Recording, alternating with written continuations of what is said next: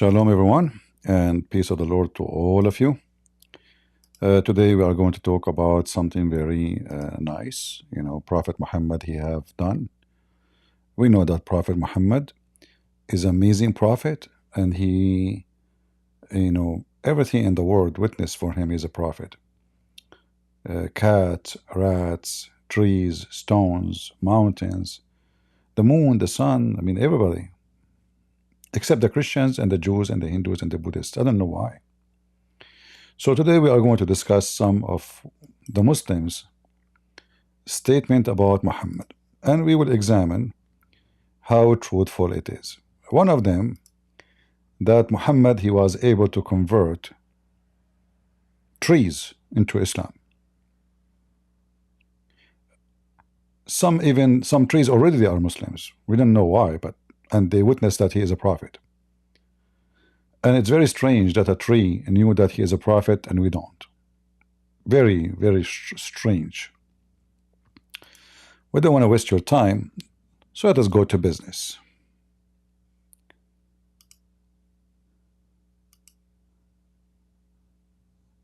Let us share the screen with you so you can see what we see.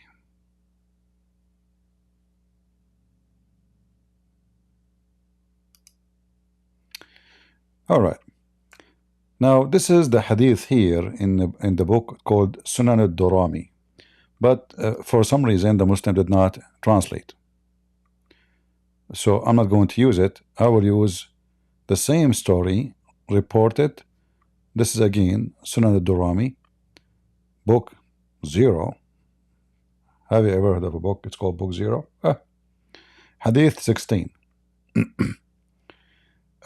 So the same story appear here.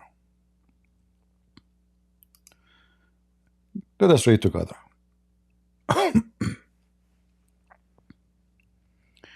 Ibn Umar said, when we were in a journey with the Prophet, a nomadic Arab approached, and when he came near, God's messenger said to him, do you testify that there is no God but Allah alone, who has no partner, and that Muhammad is his servant and messenger? He asked, who will testify to what you say? Replying, a mimosa tree.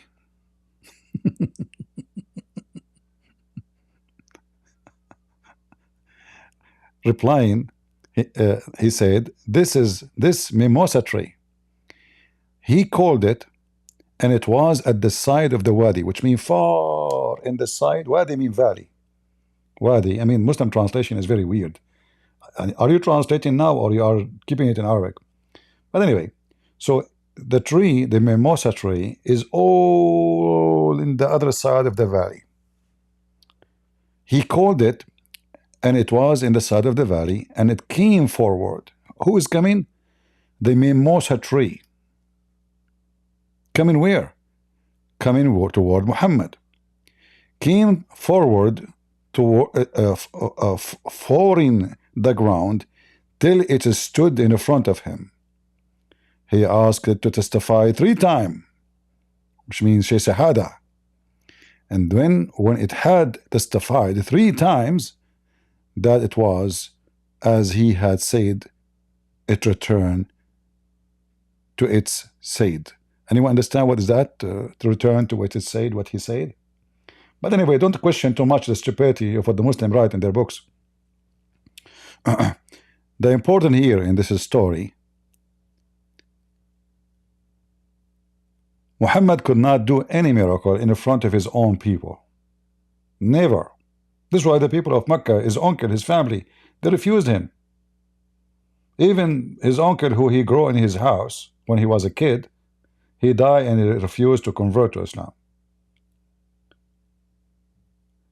All of this happened, why? Because this guy, he had no proof of anything he claimed.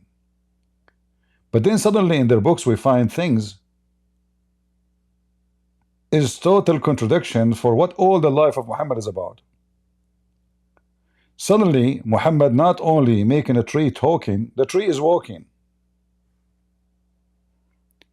The tree is walking, not only talking. If we go to the stupid Quran, we will find the Quran confirm that Muhammad never did a miracle, because simply Allah refrained from giving miracle.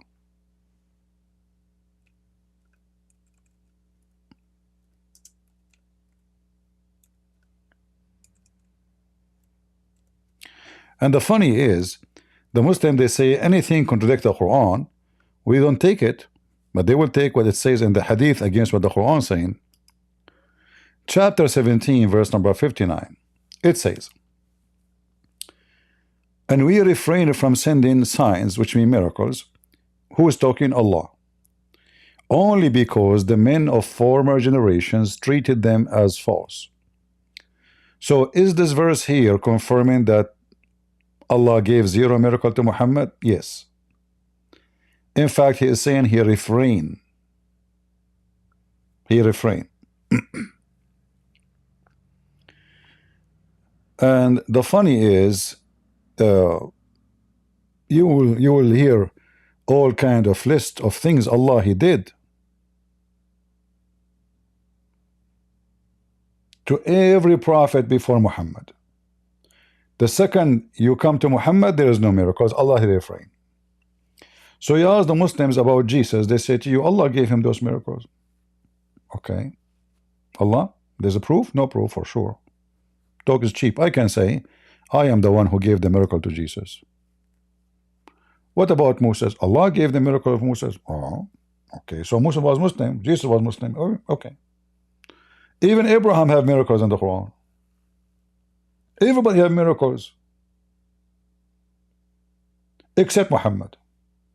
Allah he refrained. Why he refrained? Because people will not believe.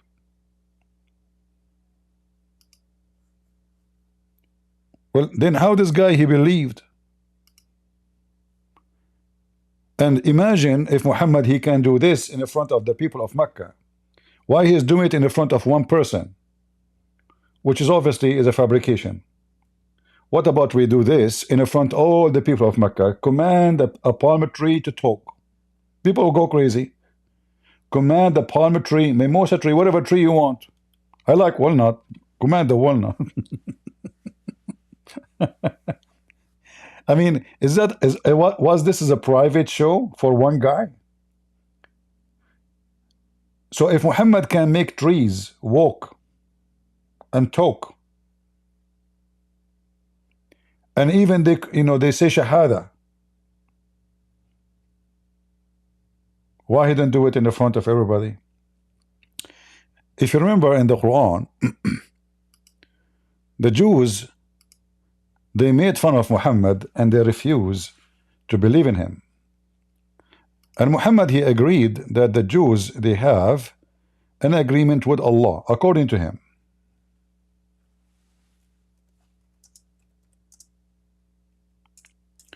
Allah he took a condition to the Jews.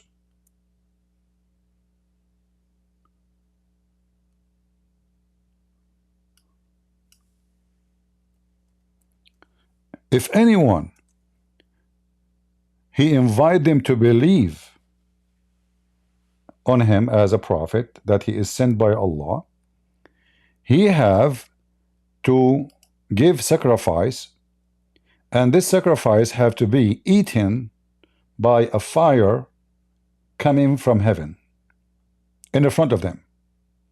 So to make it simple, you sacrifice a ram, have to be a ram.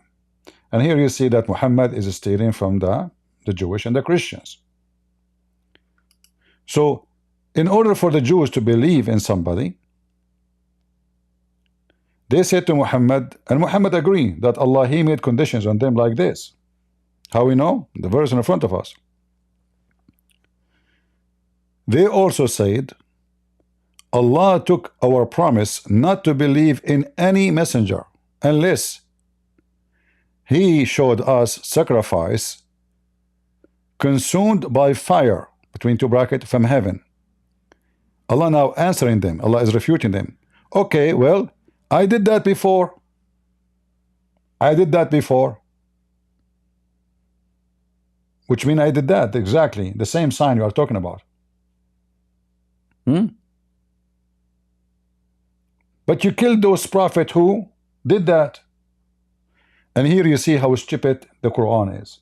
Who is a Muslim can join us in Discord and tell us who is the prophet who gave sacrifice of a ram, and Allah, he sent fire to consume it, and then the Jews, they killed him. And he, by the way, it says here you killed them, which means many of them. So it's not only one person. Any Muslim would volunteer? So look at this is false argument.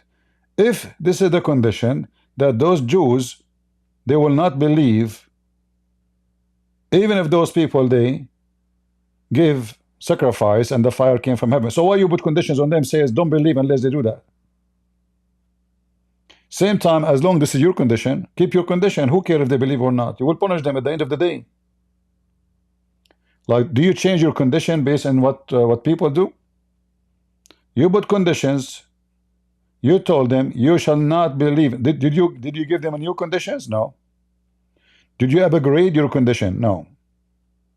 So those Jews, according to the Quran, they've been given command from Allah not to believe in anyone unless he do the following.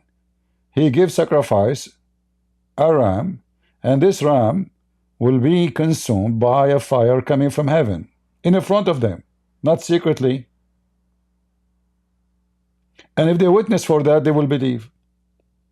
So here the Jews, they said to Muhammad, do this.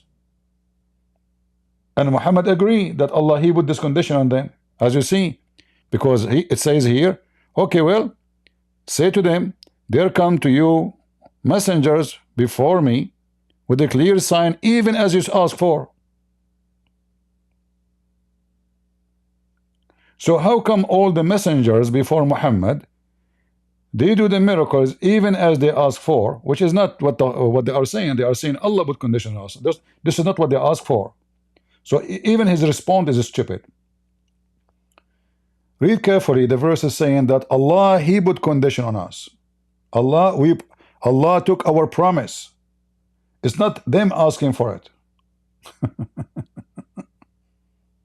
It's Allah asking for it. And as long as the Quran agree that yes, Allah, he did as they are asking, that means yes, Allah, he made a promise. He made them promise not to believe in anyone unless they do that. So as long as Muhammad, he can make the tree walk and talk and say Shahada, and the tree is coming from the other side of the valley, God knows, like maybe 10 miles away. I mean, imagine you are in the other side of the valley. We don't know how big this valley is. And the tree is walking all the way from the other side of the valley, walking to Muhammad. If there is any Muslim can tell us how the tree is walking, we will be happy to hear it. Which means Muhammad, he gave the tree feet and legs. This is not only now the tree is talking, the tree have feet and legs. The tree is removable, unmovable. The tree is a living creature, as we know. It's a plant, but it's fixed in the ground. The second you uproot it from the ground, it's dead, you know. But suddenly the tree here is moving, obeying the command of Muhammad. And the tree, when it arrived to Muhammad, said the Shahada 3 times. And again, we don't know why Muhammad is stuck with the 3 times. 3 times, 3 times, 3 times, the Trinity, in the name of the Father, the Son, the Holy Spirit.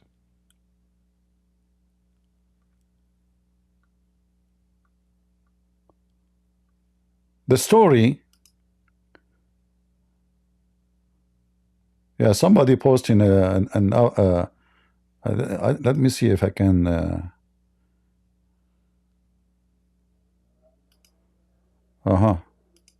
okay, let me see if I can play this link here.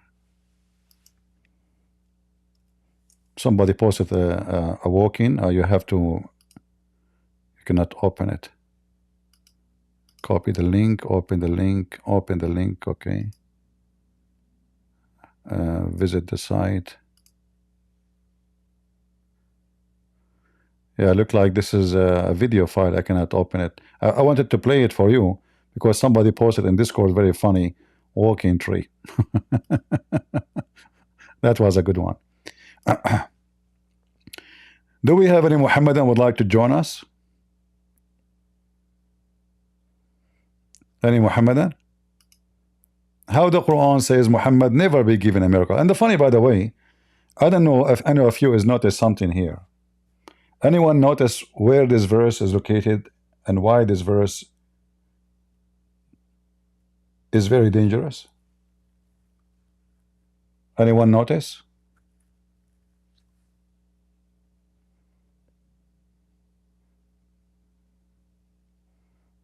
There's something about this verse here. The location. It's not only the verse confirm Muhammad he never received miracles, but the location of the verse destroy the same chapter. Why? Isn't it the same chapter? Verse number 1 says that somebody, the Muslim, they claim it's Muhammad. He went up to heaven.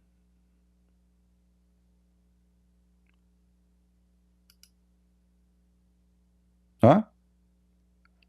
So if we open the same chapter again,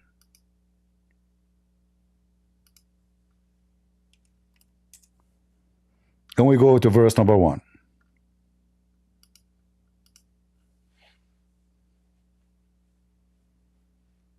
The Muslims, they claim that Muhammad is the one who this miracle had happened to him.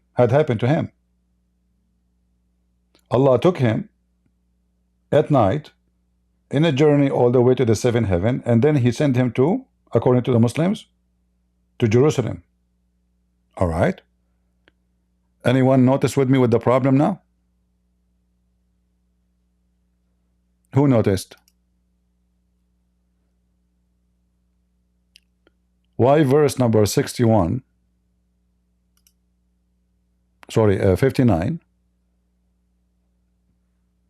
is so bad in news to the stupid Quran?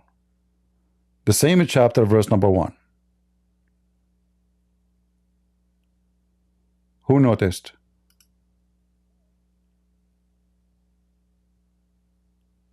Nobody? Okay, let us make it more simple for you. If this verse here saying Allah never gave miracle to Muhammad, remember this is verse number 59 in the same chapter. So how in the same chapter, verse number 1, Allah did a miracle to Muhammad? He took him to heaven. This is a miracle. He sent him a flying donkey, and he took him all the way to heaven, and then after that he took him to Jerusalem. So did Allah refrain from sending signs, or Allah did send signs? Are you with me?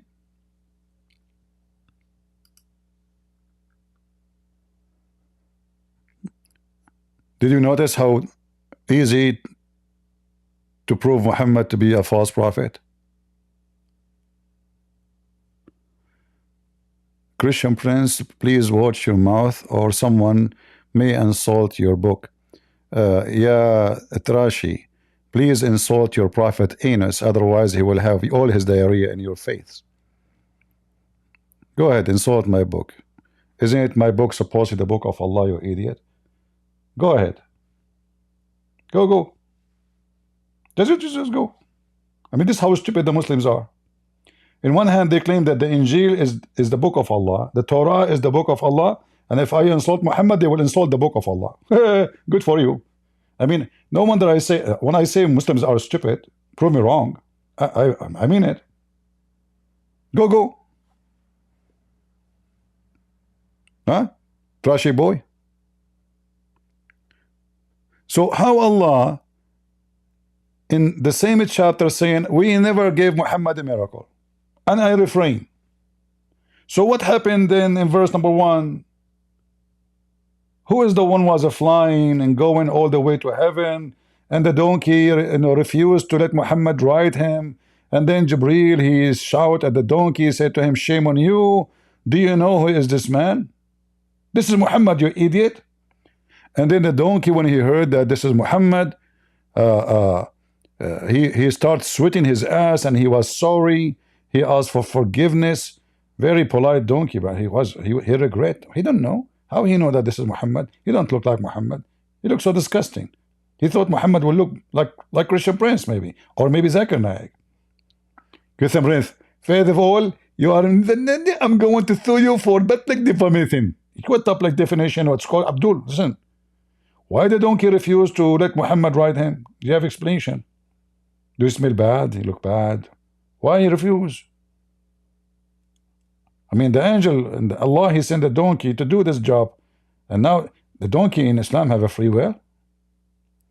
Do we have any Muslim would like to join us?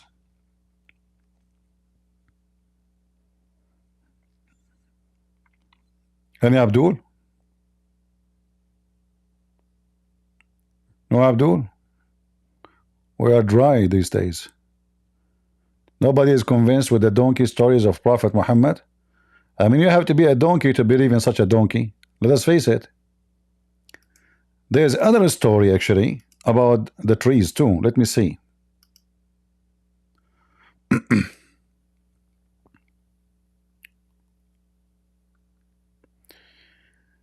Ibn Abbas told that a nomadic Arab man came to Allah Messenger, and he asked, by what means can I know that you are a prophet?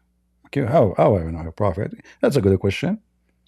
He replied, which means Muhammad, if I call this tree, those trees there, to testify for me that I am God's messenger, and then he called it, Muhammad, he said, hey trees, come here, bingo, and then the trees, brothers and sisters, the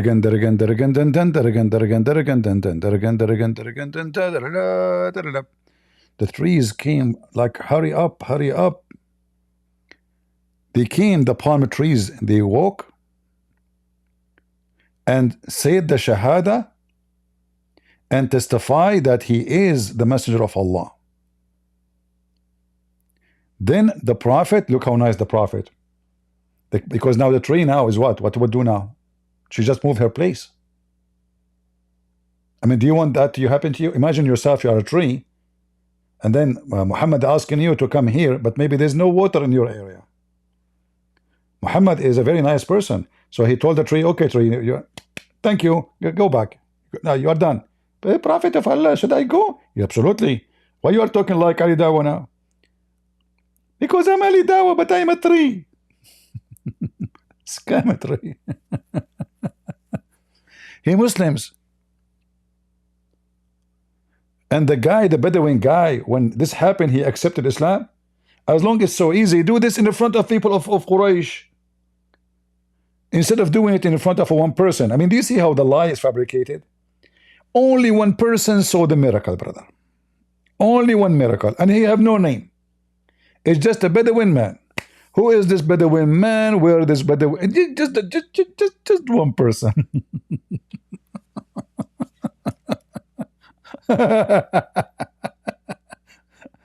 Walking down the tree, la la la la la la la la la la la la la la la. Who is a Muslim would like to witness to the tree that the tree witnessed to Muhammad? How Muhammad can do those things? Why he did not do it in the front all of the city of Yathrib, Quraysh, all the people? That will make everybody convert in 2 seconds. The Jews, they ask him for something even easier, just, put a ram here, and the fire will come, Allah will do it. Way easier than making a tree.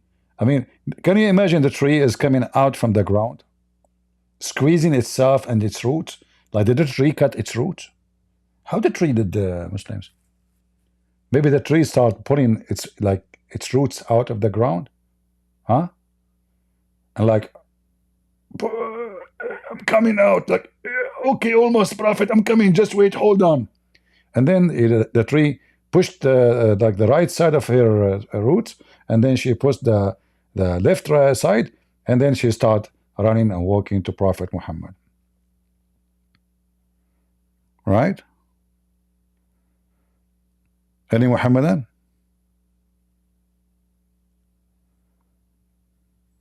Nobody?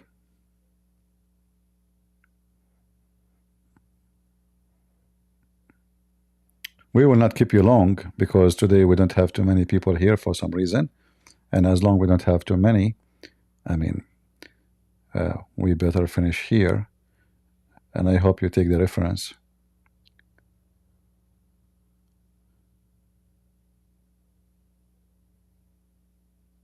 No, the story in the Old Testament about the talking donkey is it's present that God, he used the mouth of the donkey, but the one who's talking is not a donkey. However, Muhammad here he took that story and he claimed that he have a donkey. His name is Ya'fur.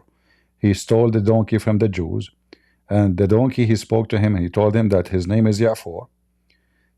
He is the descent of 60 donkey.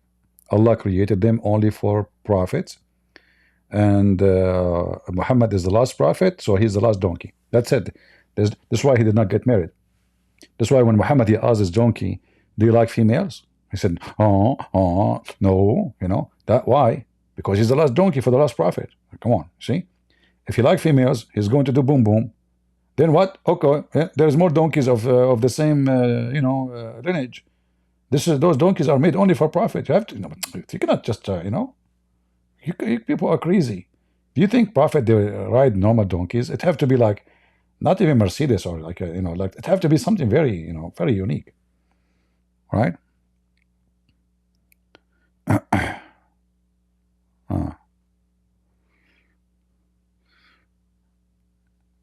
Do we have any Muhammadan? Maybe we have somebody. Let us see. If you are a Muslim, you like to join us, feel free. Oh, this is not a Muslim. Yes, Honor, how I can help you? Hello, Prince. How are you? I'm fine. I have a question, right? But it's not about the tree, of course, because I'm not a Mohammedan. I wanted to ask you, where in the I read somewhere that nowhere in the Quran does it mention that drinking alcohol is bad. Is that true? Drinking alcohol is bad? Yeah, someone told me that it's not mentioned in the Quran. No, the Quran saying that alcohol, the Quran is a stupid book as usual. So one place says the Quran says that alcohol is good, all right? And it's a miracle from Allah, as we see in the verse here, chapter 16, verse number 67. So from the fruit of a date palm and vine, this is about alcohol. This is a translation of who? Yusuf Ali, not clear. Let us switch to different translation. Muhammad Hilali Khan. All right. So here, Allah is speaking about alcohol as something great, and even it's a miracle from Him. It is a sign for people who have wisdom. So people who have wisdom is the one who see how amazing alcohol is. However, the same stupid book said the opposite. I think it's 560. Where? Yeah, I know what. There is many verses actually, but in verse 590, and there's 2:19. So Muhammad, he said in the Quran, in it there is a lot of sin and a lot of benefit. But in the previous verse we have it says only benefit. It's a great miracle of Allah. All right, this is Muhammad here. He is trying to avoid the answer when they ask him about alcohol. Is it bad or good? So he said there is good and there is bad. No answer. But then Muhammad, he when he got older, he is dying now. He cannot drink. So he is saying something different. So he said in chapter 5, verse number 19 and 91, that wine, he mentioned wine specifically, and gambling and etc. and betting, like for if people like racing horses, and they say if you win you do this, all of this is from the work of shaitan. So avoid it. Avoid it. It's not forbidden. Avoid it. It's not haram. All right. And then verse number 91, it says that Satan, he used those things, including alcohol, wine, and again he used wine, and gambling, to to make them stay away from Allah. Now the appearance of the verse, nothing wrong with it, like saying that gambling is wrong, and the Bible says that too. Speak about all kinds of activities is wrong, and Muhammad trying to copy what Paul said about the same thing. But here you see the hypocrisy of Muhammad. In one time, Muhammad, he said that wine is a miracle from Allah, it's good. He never mentioned anything bad about it. As you see, he did not say it is from shaitan. He made it clear it's a sign from Allah. It is a sign for people who have wisdom. He mentioned nothing. Actually, here in the chapter, he is talking about the blessing of Allah he gave us, supposedly. And this is the chapter of An-Nahl, which means the chapter of the bees. So Muhammad is counting here what Allah did to us. And he's counting how Allah sent the rain. And the land was dead, and the rain make it alive. And then how Allah, he gave us animals. And then Muhammad, he claimed something very funny here and the Muslim, they try to make it a miracle, but it's a big mistake. So he says that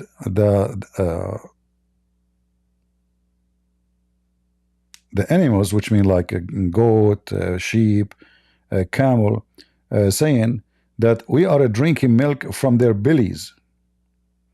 And how Allah separate between the blood and the milk. So Muhammad is trying to be smart here. He's saying, okay, if we cut the skin of the cow or the goat, right away we'll have a blood.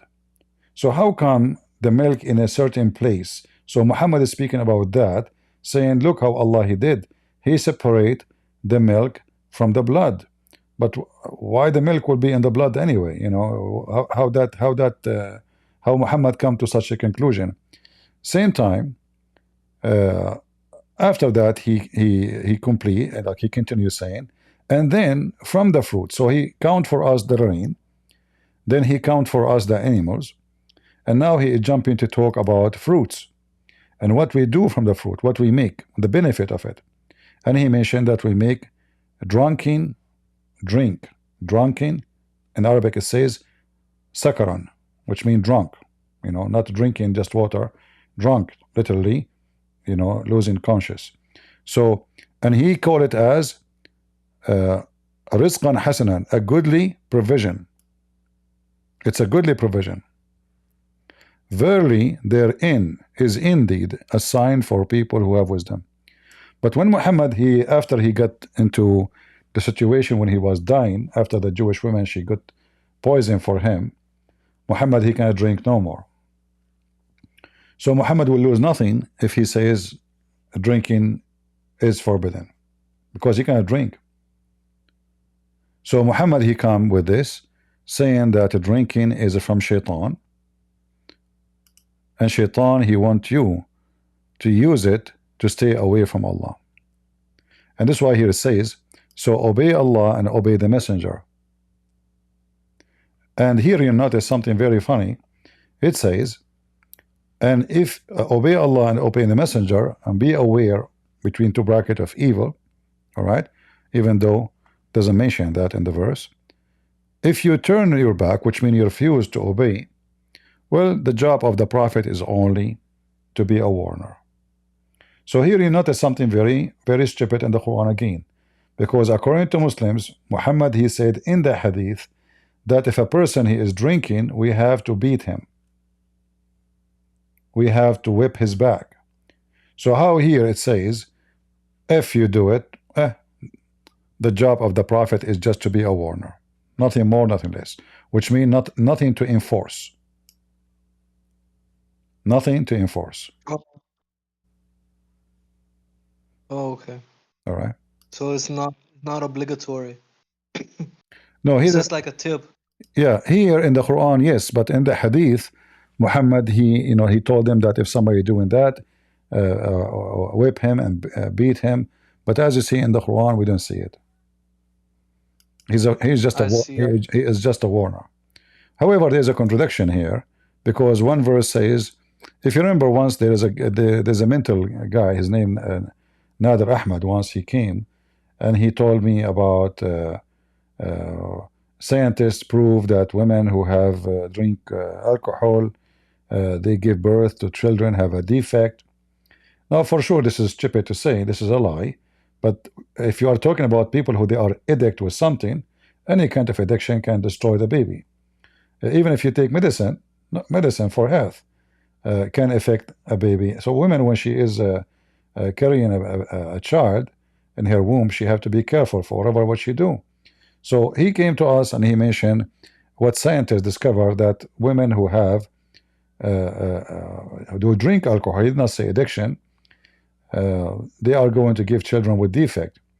Then the second I asked him, so is alcohol good or bad? Took us almost maybe 35 minutes to 40 minutes to make him just say it's bad, it's bad. Why? Because he was afraid. He knew when I asked the question, there is something is coming. So as you see, either alcohol is from the work of shaitan, as it says here in verse number 90, chapter 5, or it is from the work of Allah, as it says here in chapter 16, verse number 67. It can't be both. Either from Allah, or it's a miracle from Allah, or it is an act of shaitan. Which one? Allah is shaitan. Perhaps. Yeah. All right. Thank you very much, my friend.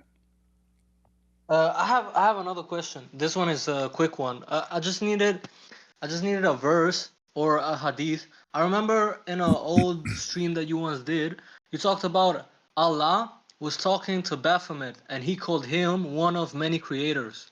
So I wanted to ask you if you know which verse that is. He talked to who?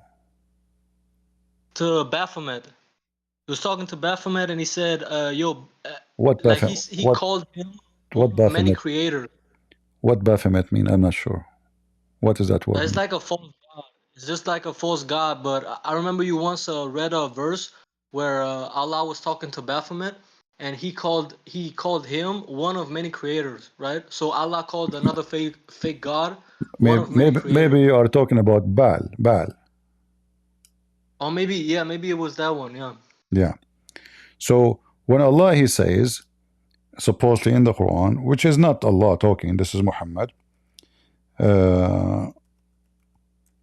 He compare himself to Baal, and he say he is the best of the creators.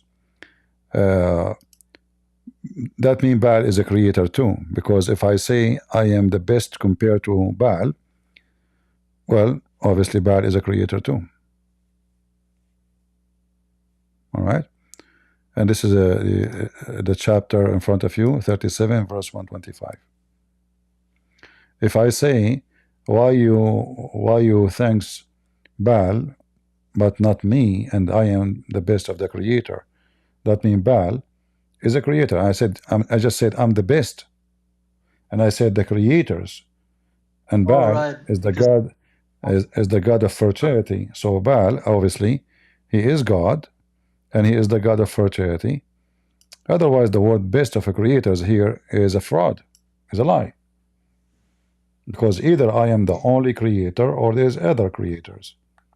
So if there's others, that means the whole monotheism of Islam is a joke. And we know actually Jesus in the Quran is a creator. So how Allah is God? The creator is God. If Jesus can create from the mother bird, and even if the Muslim they say, well, Allah gave him this ability, it doesn't matter, he's a creator.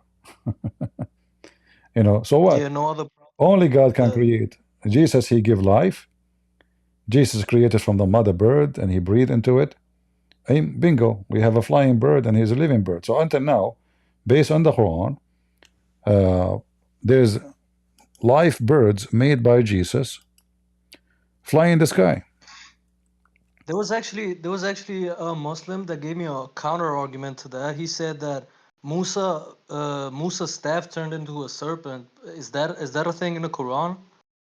Yeah, but this is not creation, because simply according to the Quran, Allah, he made the staff of Moses turn in such a way, but this is not an act of a creation. However, even this one, it's a miracle still.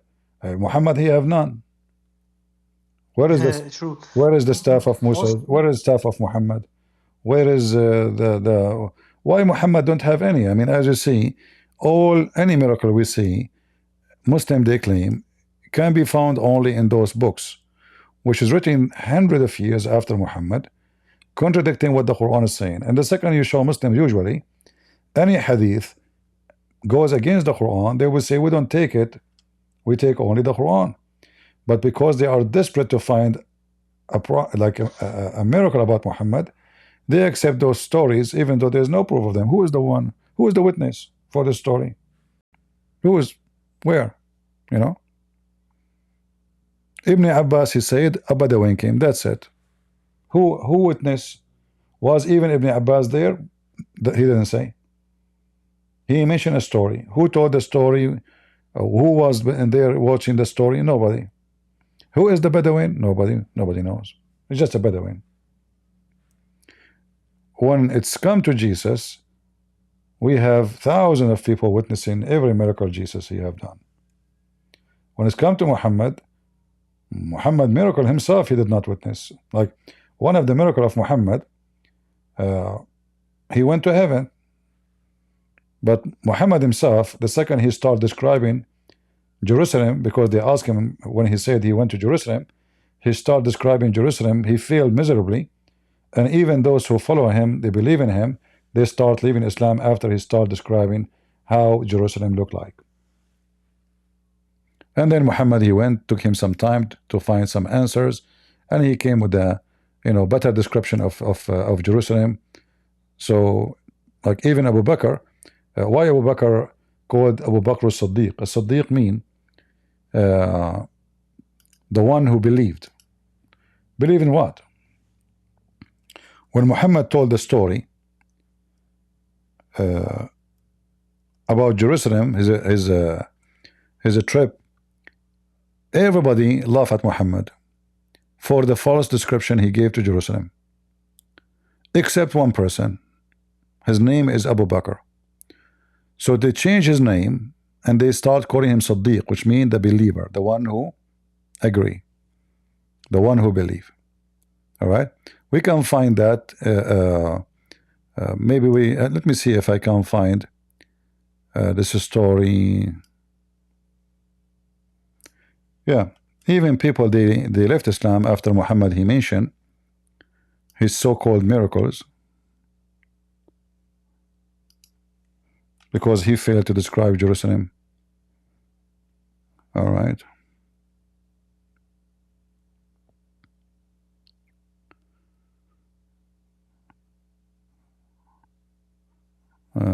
Trying to find it. Yeah, I cannot find it here in English, but we can find it in Arabic.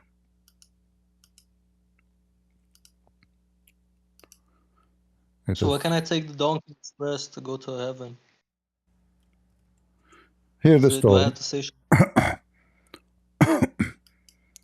Let me switch the view.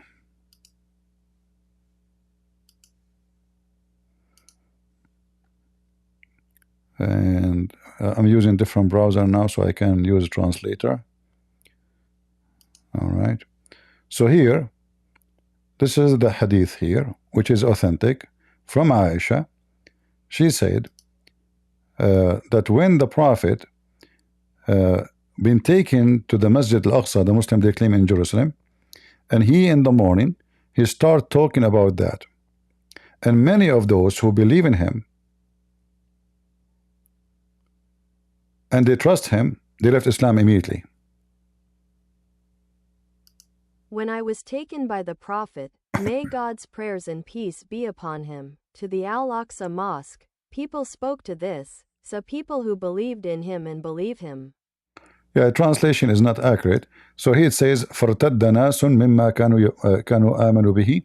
So a group of people who do believe in him, they start leaving Islam and they became apostate. Why? Because his description was stupid.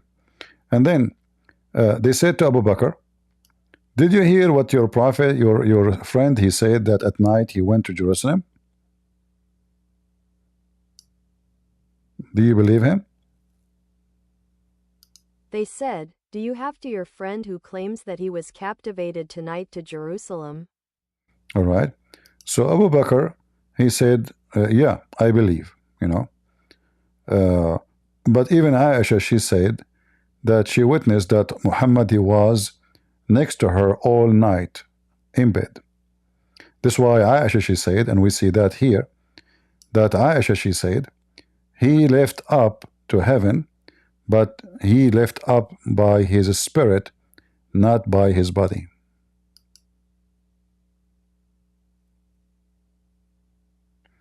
We will show you the Or other believe him difference. that he went tonight to Jerusalem and came before he became. He said, yes, I believe it beyond that. Yeah, so all the stories of Muhammad, as you see, there's no witnesses. And Aisha actually, when she mentioned how Muhammad he left up to heaven, it was a big problem for Muhammad again, because the story about a flying donkey, etc., if he is going by his soul, not by his physical body, so what is the point of a donkey if the person is going to heaven simply just by spirit? Donkey will carry the But spirit. isn't in Islam the donkey like the one that brings you to heaven? Like, don't angels also ride the donkey? No, in Islam they don't mention donkeys riding, you know. But here in the case of Muhammad, Jibril, he came with the donkey, riding the donkey, and Muhammad was riding the donkey with him. I'm trying to find the reference about. Yeah, that's Let us see.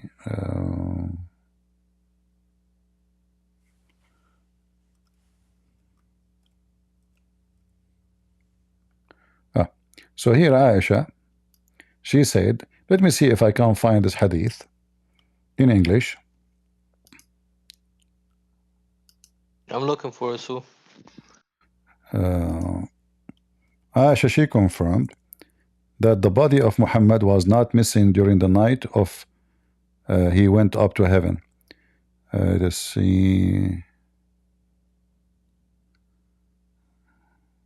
oh, that one. Anyway, I can find the hadith in Arabic, but maybe in English will be difficult. Let us see. This is السيرة النبوية Ibn Hisham. Let us show the reference here. And we will use Google Translation to translate, no problem. So this is the book of As-Sirah Nabawiyya Ibn Hisham, volume number 1, page number 400. From Aisha, she said, Aisha's hadith about his elderly, may God bless him and grant him peace. no, the translation is false. Speaking about Muhammad's journey to heaven. So it says here, قال Ibn Ishaq, from Aisha, she said, let us translate this part.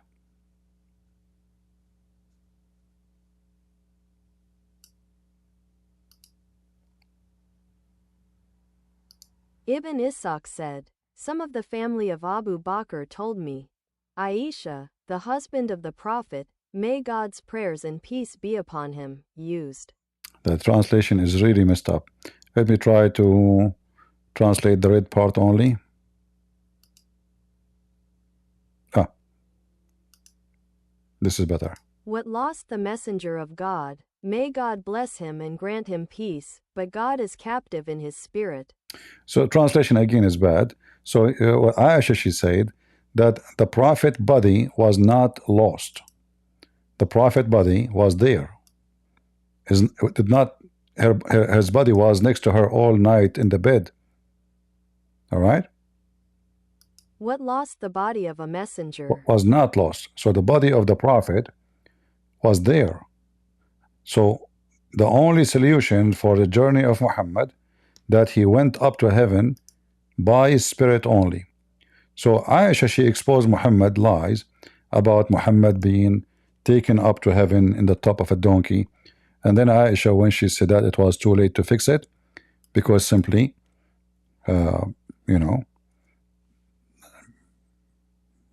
it's already informed that people, you know, she said, he was next to me. If he was next to her, that means Muhammad went nowhere. So it was a false miracle and a false statement from false prophet. Let us see, we have the Kurdish. Go ahead, Kurdish. Are you a Muslim? No, I'm a Christian, sir. All right. How I can help you? So I just want to tell you, I have like a Muslim friend, and I've been trying so hard like to convert him, and we've been debating lately.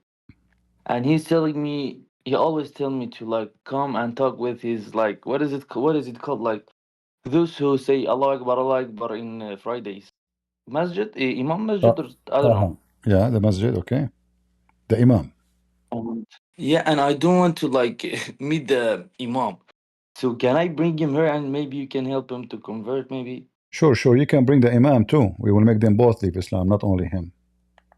So I'll be so happy because they brag about Islam, like they say Yeah, Islam is so good. tell him, in fact, tell him that your Imam himself will not dare to come and debate this guy. Maybe that will encourage the Imam to prove that he is the man for it, and he can come, and then you leave the rest for me. Yes, sir, I will try. All right, thank you. I think. Do we have any Muslim would like to join us? Any Muhammadan? Yesterday I went to heaven, by the way, but I don't like to talk too much about it. I went, a donkey knocked at my window. I opened the window. The donkey, you know, he spoke the language of donkeys. But subhanallah, I was able to talk to him. And then he told me that Allah, he is waiting for you. I said, what we will do? He said, oh, you know, just go up to heaven and he will show you. I went up to heaven, and he have like a lot of women, and they are totally so beautiful, amazingly beautiful. Me myself, I could not really believe how pretty those women are. I was hungry. That's why, you know, the women, they were like bones. I sat in one side of the table, Allah was in the other side. We drank wine, because in heaven is halal. In heaven, wine is halal. It is forbidden in earth, haram. In earth, you can drink camel urine. So in heaven, Allah himself, he drink wine. I said, okay, what a hypocrite. So those women, they were sitting around us, very sexy and pretty, and they were like fighting to talk to me. And I don't want to go back to earth, man. I don't know why I want to come back to earth after what I saw. And almost, you know, like I became a Muslim, and then a mosquito did bite me and wake me up. And this is the end of my journey. I think all of you now agree with me that this is a true journey. I have no witness for it. And if I have a wife, she will tell you that his body was here, never went missing, as Aisha, she said about Muhammad. I mean, this guy have zero witness for anything. He could not even make Aisha lie. He just went outside. Aisha, she did not know what he's talking about. He did not tell her. They came to Aisha before he come back home. They asked her, did the prophet, he went where he was at night? She didn't know what's going on. She said, oh, he was next to me all day, all night. She said, really? Oh, because he said he went up to heaven. But now Aisha, she said already, it's too late, you know. So the stupid Muhammad, he should tell his wife, listen, if people come here and ask you where I've been at night, tell them I don't know, he's gone at night. You know? Yeah. Do we have any Muhammadan would like to join us?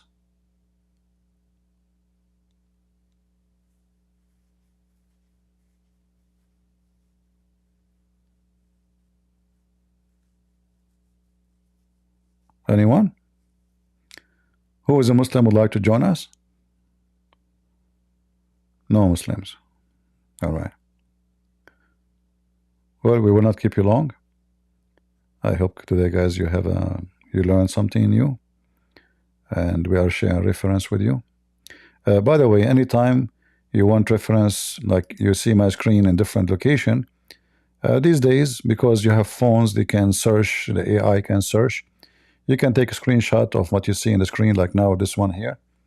You can take a screenshot, and then either you copy, you can highlight the text using Google lenses, or it's going to look for the image for you and find the reference for you online.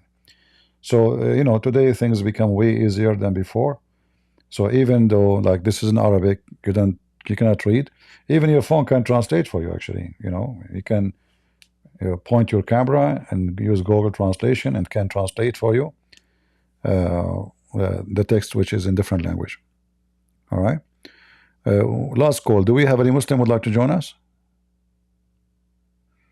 I have some trees waiting for me. I'm prophet, you know, from Allah, and I'm going to convert those trees to believe in me and walk. And I will command all the trees to walk. All right.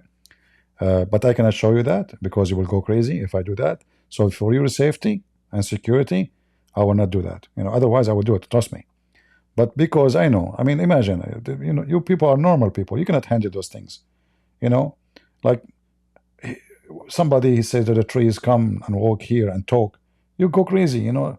So I don't want to hurt you. I don't want to like, and then you will lose your job. You go second day to the work. You told them, yesterday I saw a guy, his name is a Christian Prince, commanded the trees to walk to him, and you know, he will fire you. They will think you are mentally ill, you know. Yeah, they will think you are like Kamala Harris or something, or Joe Biden. So we have to be careful. All right, go ahead, Bobby.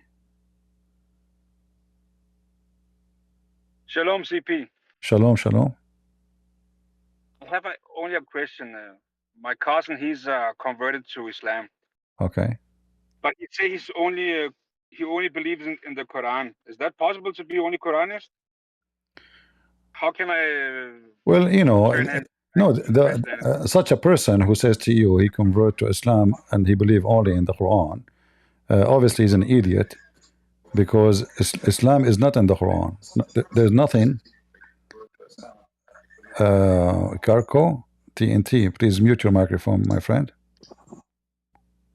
All right. So the Quran says that you have to obey Allah and His Messenger. So if the Quran says obey only Allah, then the Quran is what is required.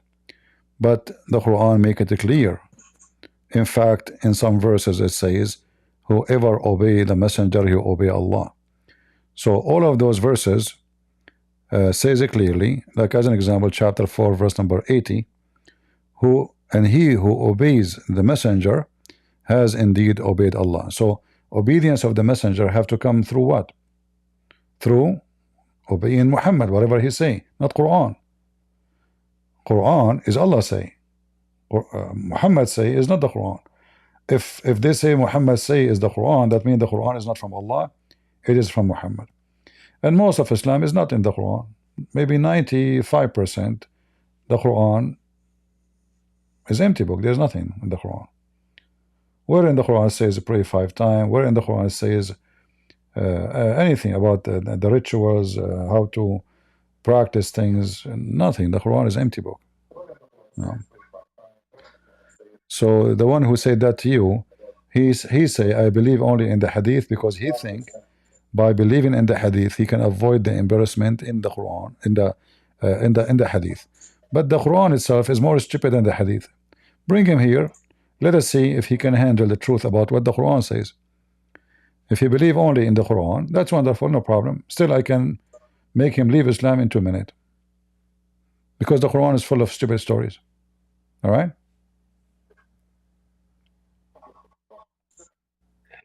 All right.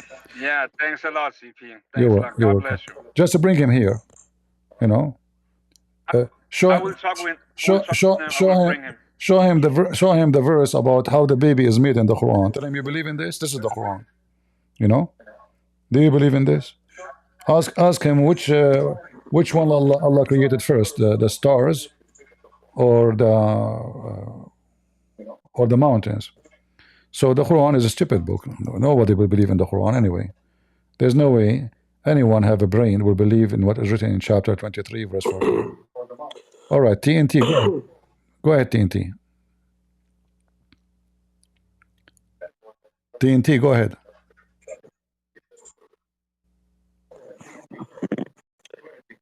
Hi, Mr. CP. Thanks a lot, CP, man. God bless you. Sorry. Thank you, Did you Bob. hear me? Yeah, I hear you. Go ahead. Did you hear me? I do. Go ahead.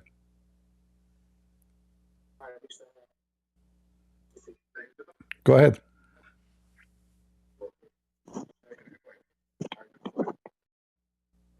Sorry, I don't know why I cannot hear you on my phone, but yes, I can hear you from YouTube. The thing is, can I ask you how many Muslims? Oh my God, I hear myself talking now. You do not The question was mute YouTube. how many Muslims there are altogether in this world? Very few. Because the Muslims is the one who follow who practice Islam as a government and as a religion. If you don't practice Islam as a government, you are not a Muslim. So all the Muslim countries who don't have Islamic government practicing Islam are not Muslims. The Muslim, they call it, the Quran call it the Dar of al-Fitna, which mean the land of a trouble, not the land of faith.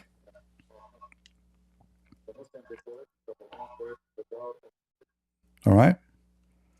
And the majority of Muslims all around the world, they reject to have Islamic government. Egypt, Algeria, okay. So how many? Even Saudi Arabia don't have Islamic government.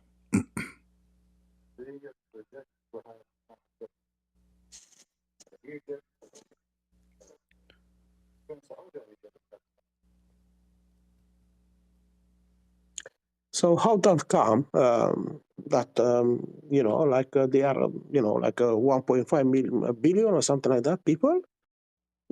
You know, all these people they are as well doctors, solicitors. They have high graduated people. How they don't realize, like you said, Quran is foolish, is not. How they don't realize that, and they, they pray a lot. I see a lot of people, go to the Medina there, thousands, and I believe there is high the graduated people. How they don't realize, the Quran is not, the religion, because what we expose here is, totally different. Like, most of the people was believing about Islam.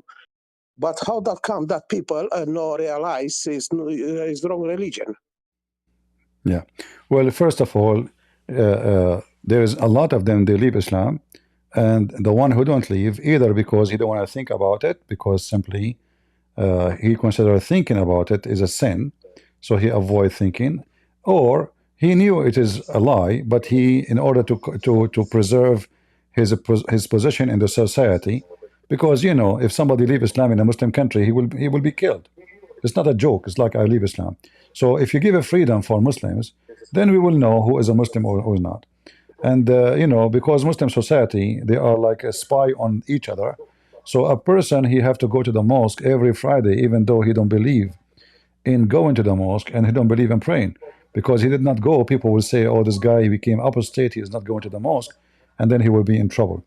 So it's a terrorism society, give them freedom, and then we will see how many Muslims left.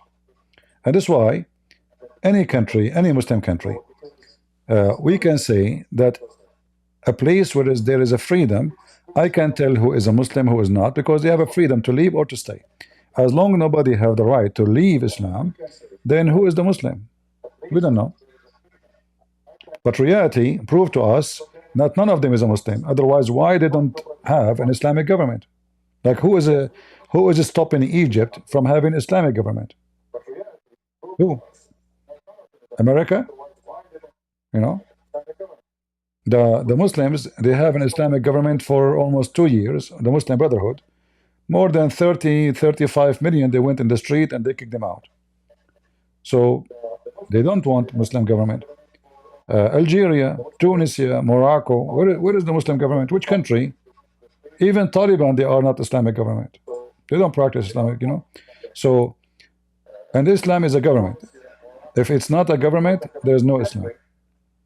So to say I'm a Muslim is just a fake, because you have a Muslim is the one who practices Islam, and to practice Islam is to have Islamic law.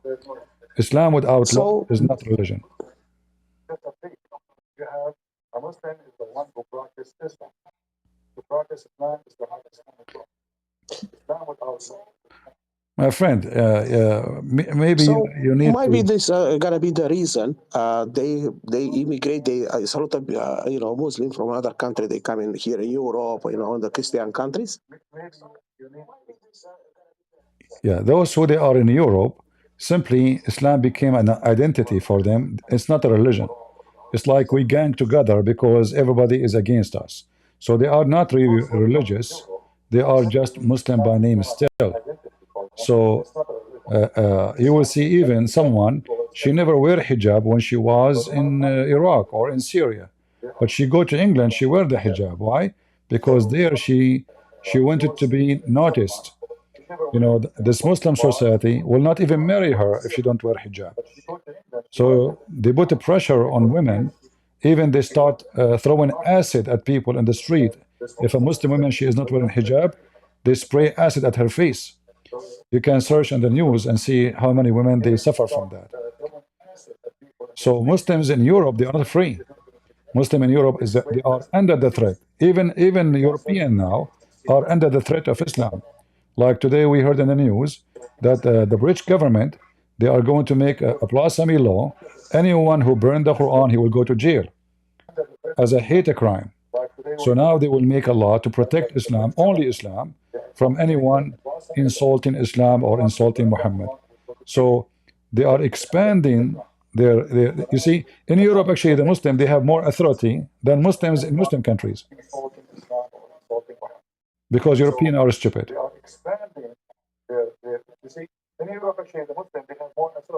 All right, my friend, I have to disconnect you because I keep hearing myself twice. This is not good. You can ask the question in the chat if you wish. All right. So the Muslims in numbers are not really big. Same time, there's a billion sect. Which one is the Muslims? Which one? You see, Muhammad himself, we are not the same as Muslims. Like for me, everybody knows that for me, I don't care if you are Protestant, Orthodox, Catholic. Those names doesn't count for me. It doesn't count for God. But there is some Christians who they are obsessed with sect, not with God. They worship sect. They don't worship God. In other way, their God is their sect, not Jesus. Those people, they don't count for me anyway. They don't count for God. They are nobody. But if we go to the Quran, to Muhammad, he said it clearly that my nation will be 73 sect.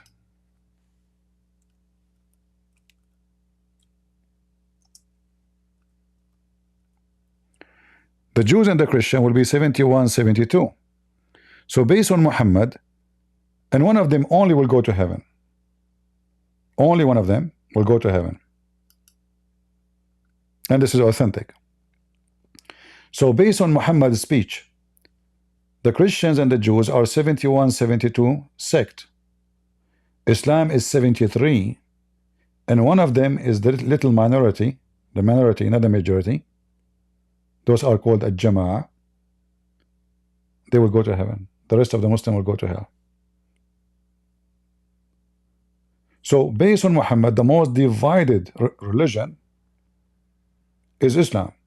So now if we say there are 73 sects and there's only one sect will go to heaven, which one? Well, each one of them will say, I am the one who will go to heaven, the rest they will not go to heaven. And by the way, this is proof Muhammad to be false again, because what 73? There's millions of sects in Islam. Millions. Nobody even can count them, because every day there's a new sect. So in Islam there is such a thing. In Christianity, no. There's no sect. Even though priests, they try to create sect because they preserve their authority through the sect. So the one who is a Catholic, he tried to make himself, I'm talking about the priest, he is the authority, so people will listen to him. So if he say, it doesn't matter if you are Protestant or Orthodox, then people, they might not care for him, so they might go to a different church. Why you? But by claiming that I am the one who you should listen to, we are the only one correct, then we put down the other party, same like Protestant. Oh, Catholic are wrong, they will not take you to heaven, they are teaching wrong. So those are false priests, especially if they claim that they are the one, the key of heaven is in their hand. Not the one who's saying, oh, okay, I don't agree with them in this, I can show you from the Bible. That's fine. That's not a false priest. But the one who claims that following him only is going to save you, obviously he's a fraud. Muhammad, he is the same exactly as those priests. His nation will be 73 sects, and there is only one sect is where people will go to heaven. Who is the one who agree with Muhammad 100%? But who knows who agree with Muhammad? Because all the Muslim sect, they claim they agree with Muhammad 100%. All of them they claim. And one of the major reasons of those drama, Muslims don't have the same books. Like you see, all the Christian sect, and I hate those words, sect, but it's reality. All of us, we agree, there's books, it's a must to consider as a Christians, and there's books, it is like the church father, like they call them the church father, that they are from the early Christianity, they wrote books. Those books are not really holy. The only holy is what written by the disciples. As we know, the book is called the New Testament. The rest is history of the churches. So all the Christians agree that nobody will say, I don't accept the book of John. Or no one will say, there's Da'if John, and there's Sahih John. And nobody will say there is Sahih Mark and Da'if Mark. All agree on the four Gospels and the books of Acts, Revelation, etc. So all the Christians agree about the most important things in Christianity. Then they differ in certain things, which is not really a big deal, even though I believe it's not wrong, like pictures. Like picture of Mary. Who is Mary? Do we even know how she looked like? Somebody drew Mary, said this is Mary, and then we put her picture in the church. So for me, it's obvious it's not right. However, the one who do that, still he's a Christian. He's not a bad person. He is not going to go to hell because he have a picture, but it's not right. It's not biblical. As simple as that. But in Islam, the story is different. The Muslim even don't agree where to do Hajj. To do Hajj to Najaf, to Iraq, or to Iran, or to Mecca. Where? They don't agree about the nature of Muhammad. So the Shia, they believe that Muhammad and his family are made of light. They are not a human. So now, if we ask the Muslims, how many Muslims there is, they say to you, 1.5 billion. Okay, is the Shia Muslims? No. Okay, we take 600 million Muslims off, or maybe 800 million. Okay, is the Ahmadiyya Muslims? No. Okay, we take 40, 50 million. Is the Druze Muslims? No. Is the Ismailiyya Muslims? No. Is the Abadiyya Muslim? No. Is the Ash'ari Muslim? No. Is the Sufi Muslims? No. So what is left? What is left? Nobody left. So the numbers, when they speak about numbers, those numbers doesn't count really. And in the top of that, they hate each other to the point they would love to kill each other, literally. Not only they oppose each other in opinion, but they love to kill each other literally, physically, as we see happening every day in in Iraq, in Syria, in Lebanon. Like number one, people who were dancing in the street while Israel were bombing Hezbollah. It was the Muslim Sunni. When Nasrallah, he was killed, who was the one giving baklava in the street? Muslim Sunni. You can search right now in YouTube.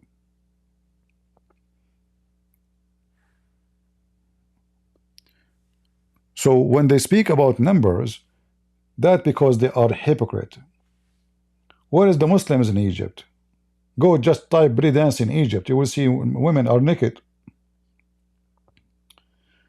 I mean, I don't want to go. So for us as a Christians, are we going to count everybody who claim to be Christian as a Christian? No, we don't. And we don't care about numbers. So if we calculate numbers by countries, we are almost 3 billion. But who care about the numbers? Jesus, he have 12 disciples. And at that time, the church was way better than the church today. Even though with 12. Not 12 billion or 12 millions. 12, just 12. So it's not about numbers. Number doesn't count. The Bible speaks about how wide the gate, people will go to hell by millions. Salvation is for those who deserve salvation, not for everybody who say I'm a Christian. Islam is just a stupid cult. Everyone, he claims he is the right, and the rest is false. And everyone, Al-Khomeini, he have keys. He deliver keys to the Shia. Even the Shia, they are hundreds of sects too, you know, and they kill each other too. I mean, who is the one who killed Muhammad family? Muslims. Who is the one who killed the caliphates? Muslims. So Islam is very much dead since Muhammad time. What you see after that is the success of a greedy men who use Islam as a way to conquer, to force people to fight, to go to war. But Islam as a religion is dead long time ago. If the family of Muhammad could not enjoy Islam, who is going to enjoy it? They were killed, tortured. Fatima, they burned her house. The daughter of Muhammad. As Muslim, they claim she is the only daughter he have. Umar, he hit her in her belly. He caused her to have miscarriage. And later she died. According to the Shia, the Umayyad Caliphate, he killed Aisha. He invited her to sleep in his palace, and then he made a hole, or let us say a trick, under the bed. So he made the bed collapse. Underneath the bed there is arrows went through her body and cut her pieces. Uthman, they killed Uthman. They cut the head of Uthman. Before they kill him, they took the hair from his face one by one. All the Muslims, they were tortured, killed, hated by Muslims. This is telling you what kind of religion it is. Never was a religion. Never. Imagine, doesn't Orthodox and Catholicism teach that you cannot be saved outside of the church? Yeah, this is true. This is what I'm saying. This is false, because Jesus says, whoever believes in me and die, he will live. Who are you? You are a Catholic or Protestant or Orthodox. You don't count. The Savior is Jesus, and whoever believes in him as God and Savior, Son of God, whoever believes in the Father, the Son, the Holy Spirit, in the crucifixion, of the resurrection, of the baptism, all those major things which the Bible teach us and command us.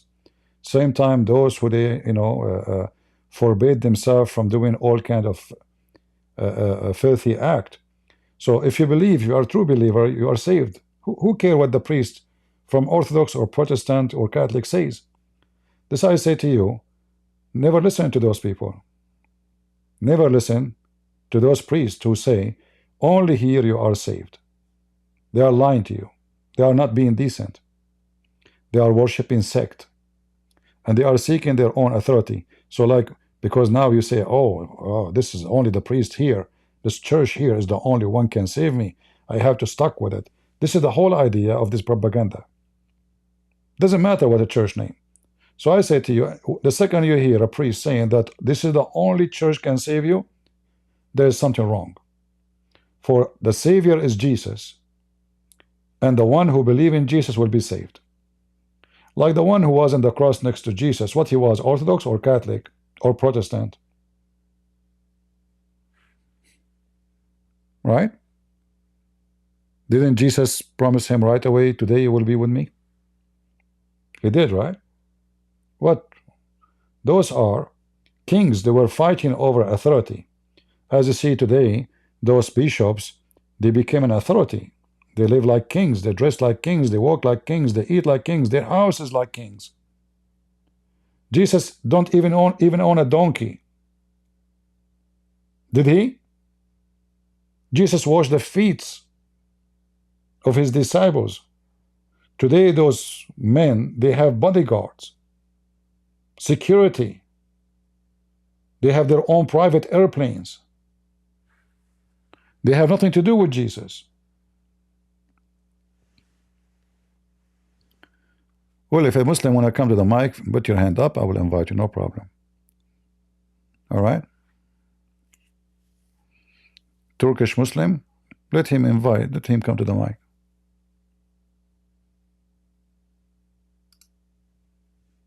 Let us invite him. All right, Mini, you are a Muslim, my friend?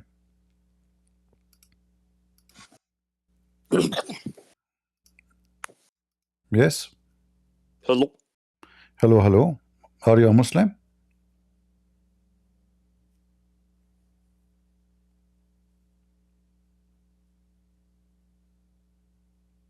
Hello? Hello. Yeah, are you a Muslim? Can you hear me? I hear you now. Yes.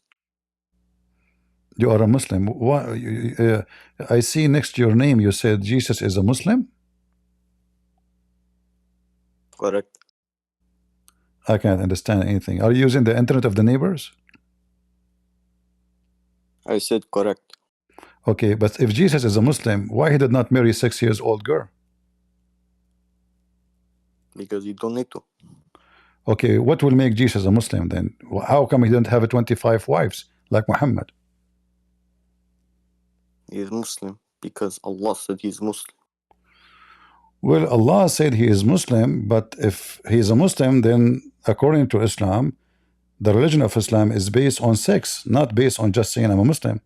Isn't it your prophet, he said, that my religion is based in nikah? I have a question for you. Can I ask my question? Yeah, but don't change the topic first. Isn't it Islam based on nikah, which means if you don't you are not a Muslim? Is that true? Same with Christian. Same with Christian as well. No. Same with Christian. No. Jesus said the opposite. Jesus says if you can stay away from any sexual activities and give yourself to God, to serve God, that is better. That's what Jesus said. In your religion, if you don't you are not a Muslim. And that's what your prophet said. Okay, so I answered your question. Can I No, answer you did not. No, you did not answer. Why? So why Jesus did not get married? If it is a must for a Muslim to get married, all right? He's not required to get married. No, he's required. Muhammad, he said, the Messenger of Allah said, nikah to is my sunnah, and whoever does not follow my sunnah have nothing to do with me, which means have nothing to do with Islam. And this is what Jesus did. He did the opposite.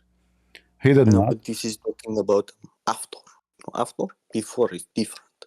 After and before. I thought Islam is. I thought Adam is a Muslim, Moses is a Muslim, Muhammad is a Muslim, Isa is a Muslim. Suddenly now this is different. So is that a new religion? He changed. No, he changed. You know, changing. He changed. That is why. He changed. If there's any proof of that? Yes. So he changed it. So it is perfectly. Oh, You okay. have to give me the proof that he changed it. Go ahead. It is in Quran. Well, give me the proof. Go ahead. No, it is in Hadith. Yes. So he changed. Okay, He give me just in the hadith where he changed it. Go ahead.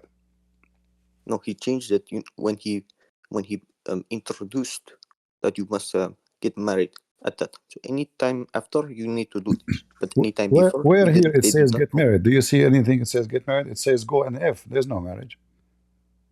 You know the Christians before they were also Muslim Yeah. So why we are not having sex with the children like your prophet then, if we are Muslims?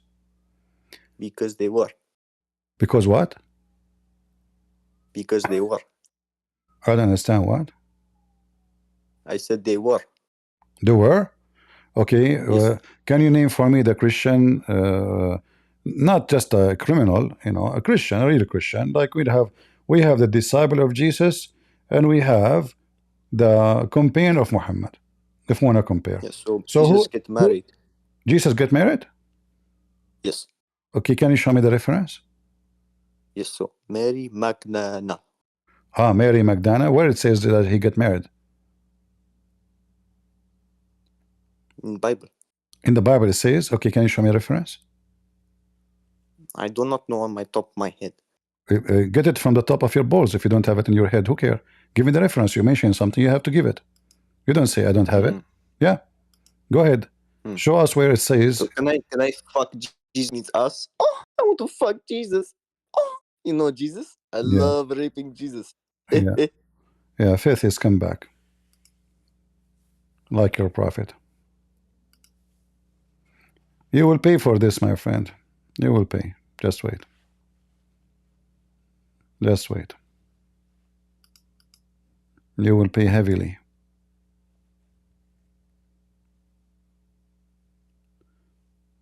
Admin, just ban him. Faith is come back.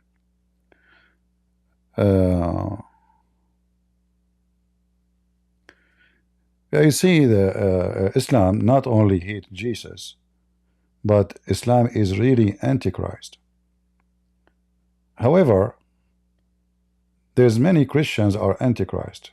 They are Christians just to destroy the church, which means they are satanic. They go through the church so they can divide us and conquer us. And that's why I say to you, if you believe in Jesus, don't call yourself Catholic or Protestant or Orthodox. If you are truly a person who loves Jesus, a person who loves someone to the point he believes he is his savior, if there is better name to call himself better than the word Christian.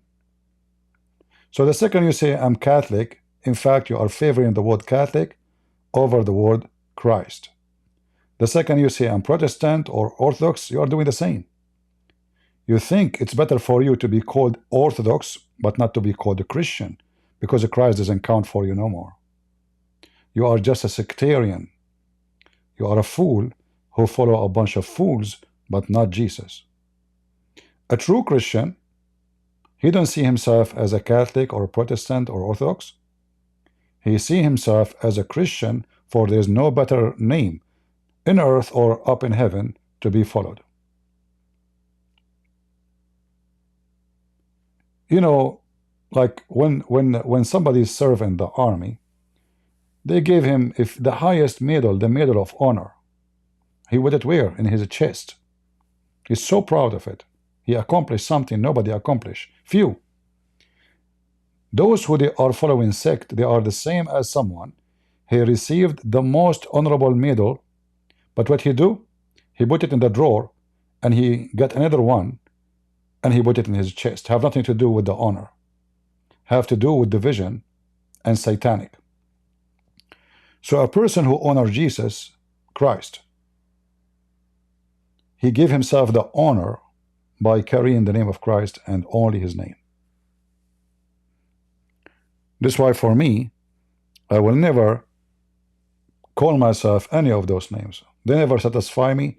They never answer me. They cannot answer anything about Jesus. They are just there to fight each other. And as we see, many of them now, they became woke.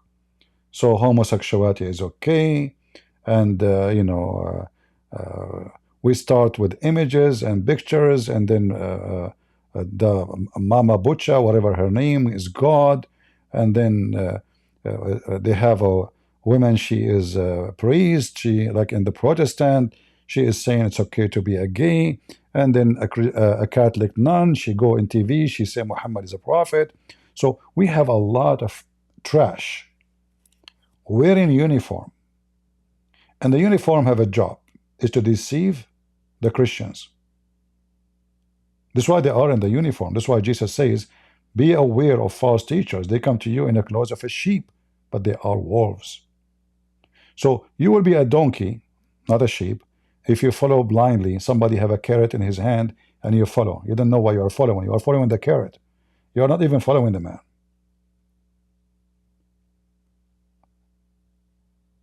We have always to examine the fruits of anyone who speak to us about God. Those who defend false teachers, no matter who they are, priest, pope, Orthodox, Catholic, Protestant, who care? Whoever defend them is a fraud. A true Christian, he should be standing for the faith on Jesus, not the faith on the Pope or the Protestant or the Catholic. They are nobody. They are sinners. I am a sinner too. So you want to stand for me, or you want to stand for the faith? People, they change. People, they are different. People, there's up, there's down, there's good, there's bad, and even the good ones is not good anyway. So true Christian, he focus on the faith, he focus on the Bible, he don't focus on priest. You see, there's an idiot in the internet. He made a video saying to CP, you have to obey the elders. But we know that the Bible says clearly that elders, who they are bad, we rebuke them. The elder here is supposedly the wise, not elder by age.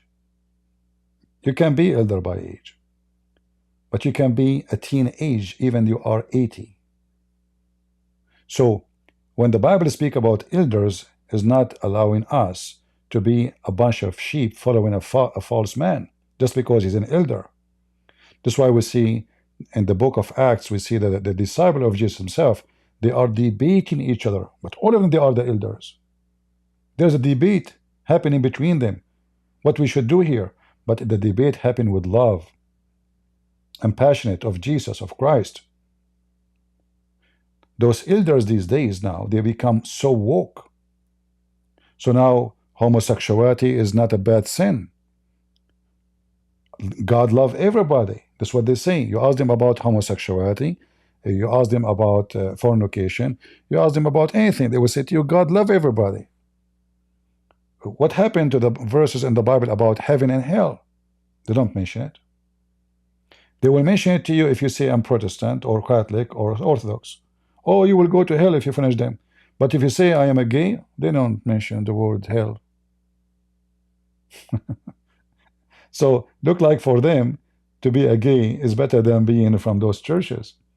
So this is why we have to be very careful. I receive always complaint from people about, they are just a bunch of kids like rabbit, this guy, he insulted me in the chat, I'm a Catholic, and then banned your admins. The other guy is saying the opposite, I'm Protestant, why you block me? I mean, all kind of madness. They don't worship Jesus. They are the same as the Muslims. Muhammad, he changed his name from the P of the hyena to the praised one for a reason. So he will be praised, he will be God. Many false Christians, they changed the name of their priest from priest, which is nothing but servant, to the praised ones. So now they call them the Holy Father. The Holy Father? If there's any holy beside the Holy Father in heaven, how you call him the Holy Father? His Excellency, the Bishop, Excellency? His Holiness, the Bishop, what? Here you see how those people, they are not people of God. They are seeking position, authority. They are just a conqueror. They want to conquer. They use the name of God to rule. The real servant of God is those who go in the street, is those who live between the poor, those who give their life with no glory. A person who want to go and preach the gospel between the Hindus in India, he go live between those poor people. He have no his house like their house, his clothes like their clothes. He is living so poor life. That is a Christian. Those who live in palaces, fancy cars, they have sari. How those in the world? I mean, if we compare them to any of the disciples of Jesus, we would die laughing at what those people they are and what the church was. So anyway, I want you all to focus that when we speak about Islam, one of the reasons Islam is false, that Islam focus in the benefit of one person. It's obvious. It's about Muhammad. So Muhammad, he says, Allah, he gave me the fifth of the booty. Al-khumsu lillahi wa rasulah. The fifth of the booty for Muhammad. It's obvious. Personal benefit. Any believing woman, she offer herself to the Prophet so he can F her. It's obvious. Money and sex. Muhammad is not a prophet of God to serve God. Muhammad is a prophet of his penis and his pocket.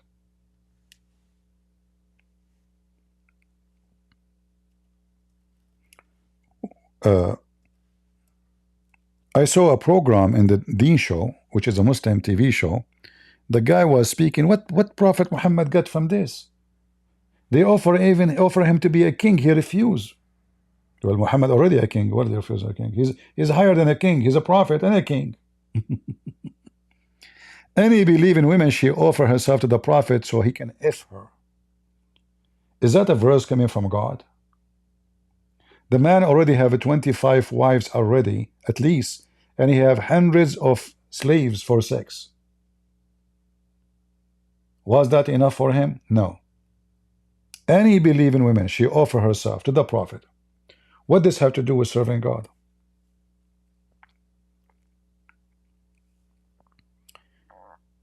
The false priests in Christianity, they cannot go that far because they knew that people will spit on them. Because the Bible is so clear.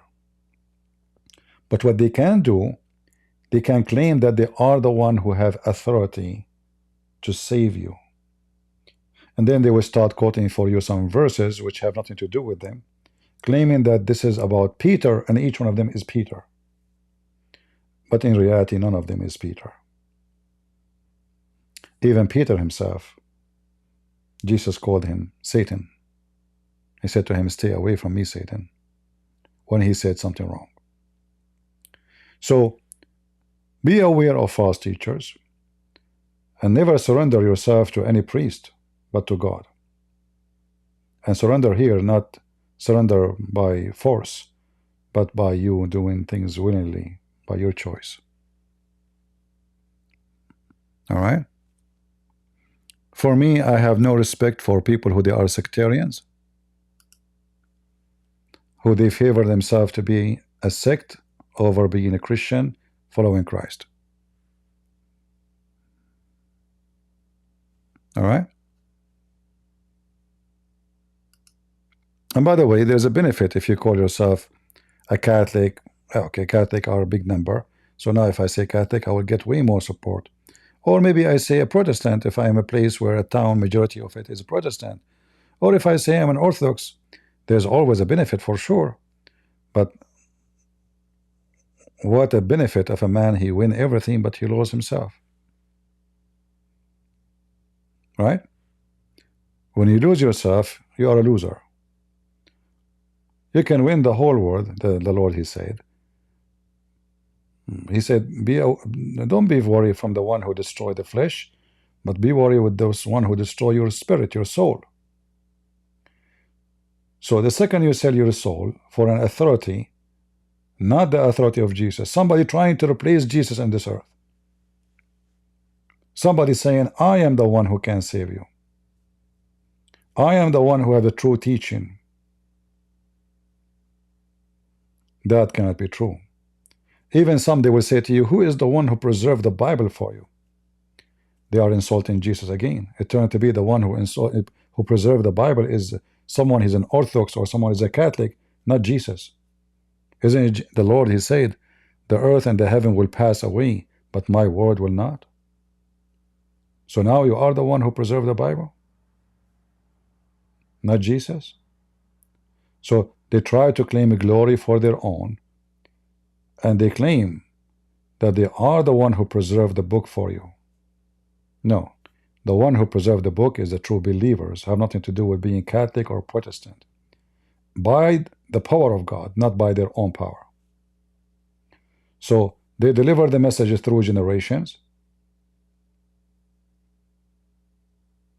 and the word of God will never die. Do we have any Muhammadan would like to join us?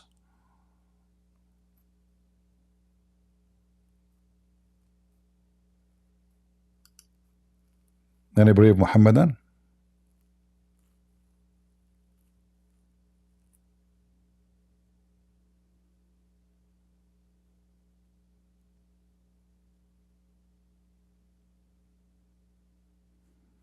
No Muslim?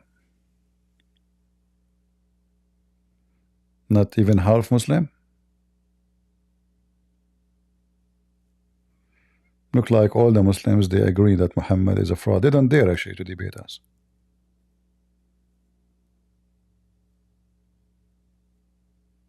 Yeah, Ramadan is coming soon, the month of eating. In case you do not know, in Ramadan, Muslims, they gain weight. Have you ever heard of a month of fasting, and then those who fast, they gain weight? Yeah, because they eat way more. They eat like elephants.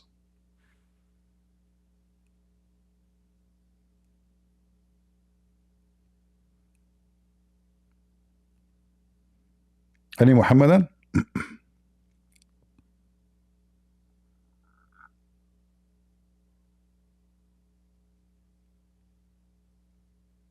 If there is any Muslim would like to come and join us, please feel free. I appreciate it if we can find a Muslim he have little intelligence, who speak without insulting and using bad language. However, you can do that, you can insult, but just to let you know, I'm not the kind of a person you can bully. You try to bully me, I will wipe the floor with you and your prophet. And here, by the way, another example of the Muslims, like the second you start exposing their garbage, they say to you, isn't it Jesus says, if somebody hit your right cheek, give him the other one? Suddenly the Bible makes sense for them. Suddenly they remind you of something of the Bible. Listen, why you don't listen to the Bible? So they make fun of you for listening to the book, they call it corrupted, 24 hours a day. The second you start beating the hell of them, they say to you, this is not what Jesus told you. You have to go back and listen, believe in the book. You have to believe in your book. Right? Yeah. Any Abdul?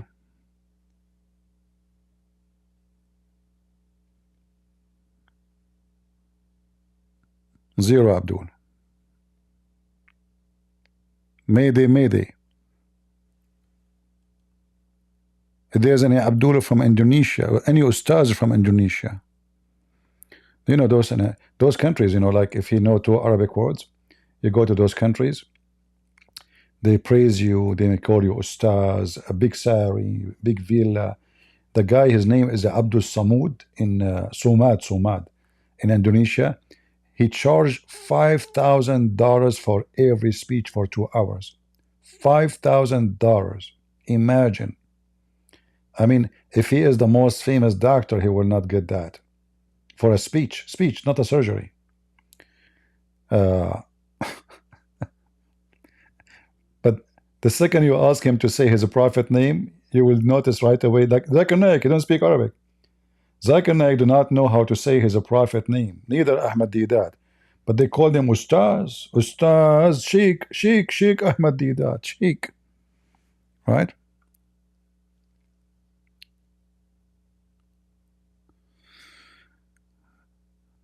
All right. Any Muhammadan? Mayday, Mayday.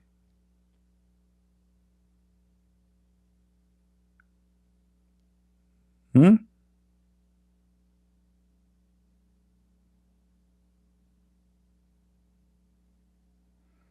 Any Muslim want to give it a try?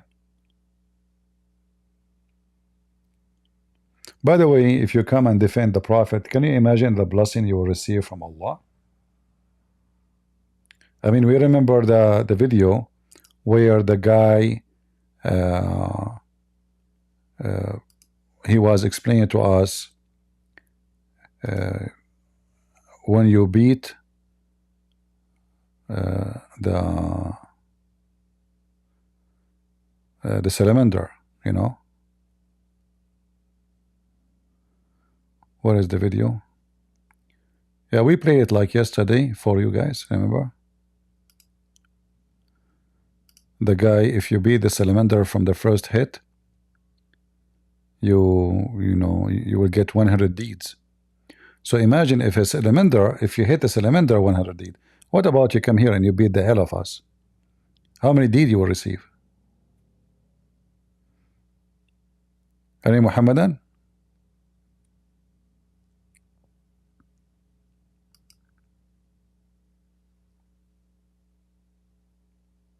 No one?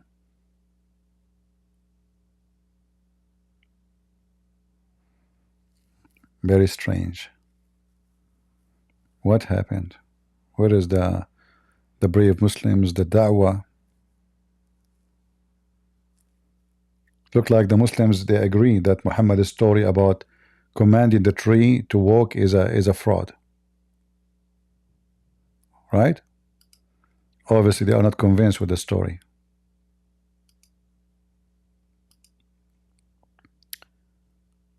But anyway, Muhammad is capable of making any miracle you can imagine. But it happened that when he do a miracle, nobody is there. So he went to heaven. Yeah, he was, his wife, she said, his body was next to me. It happened that Allah by mistake took him, but he forgot to take his body. The spirit of Muhammad was riding a donkey. So a spirit is going to heaven. We need a donkey to carry it. Very interesting.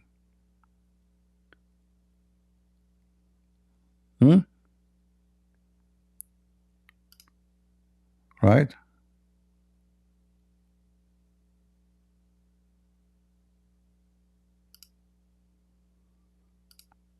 Any Abdul?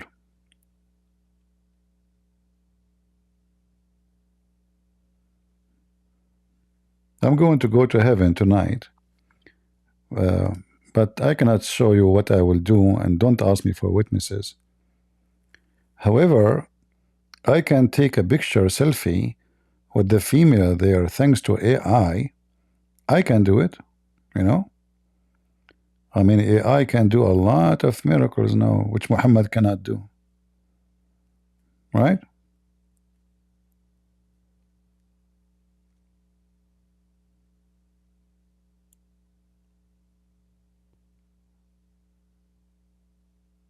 Let us see here.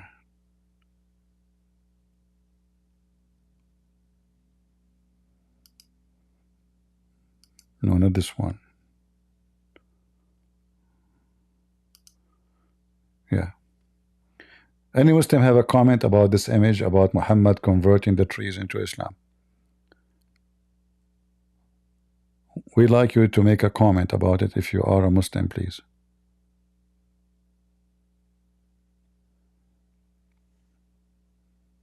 How the trees was able to walk, and why the trees say Shahada, and do the tree have a brain? Like, you know, think, and the tree talk Arabic? Any Muhammadan?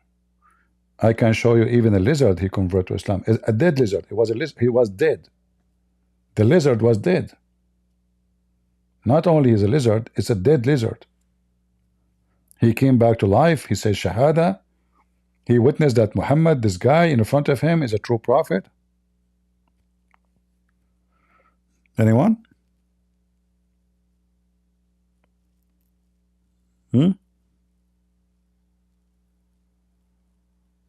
Nobody?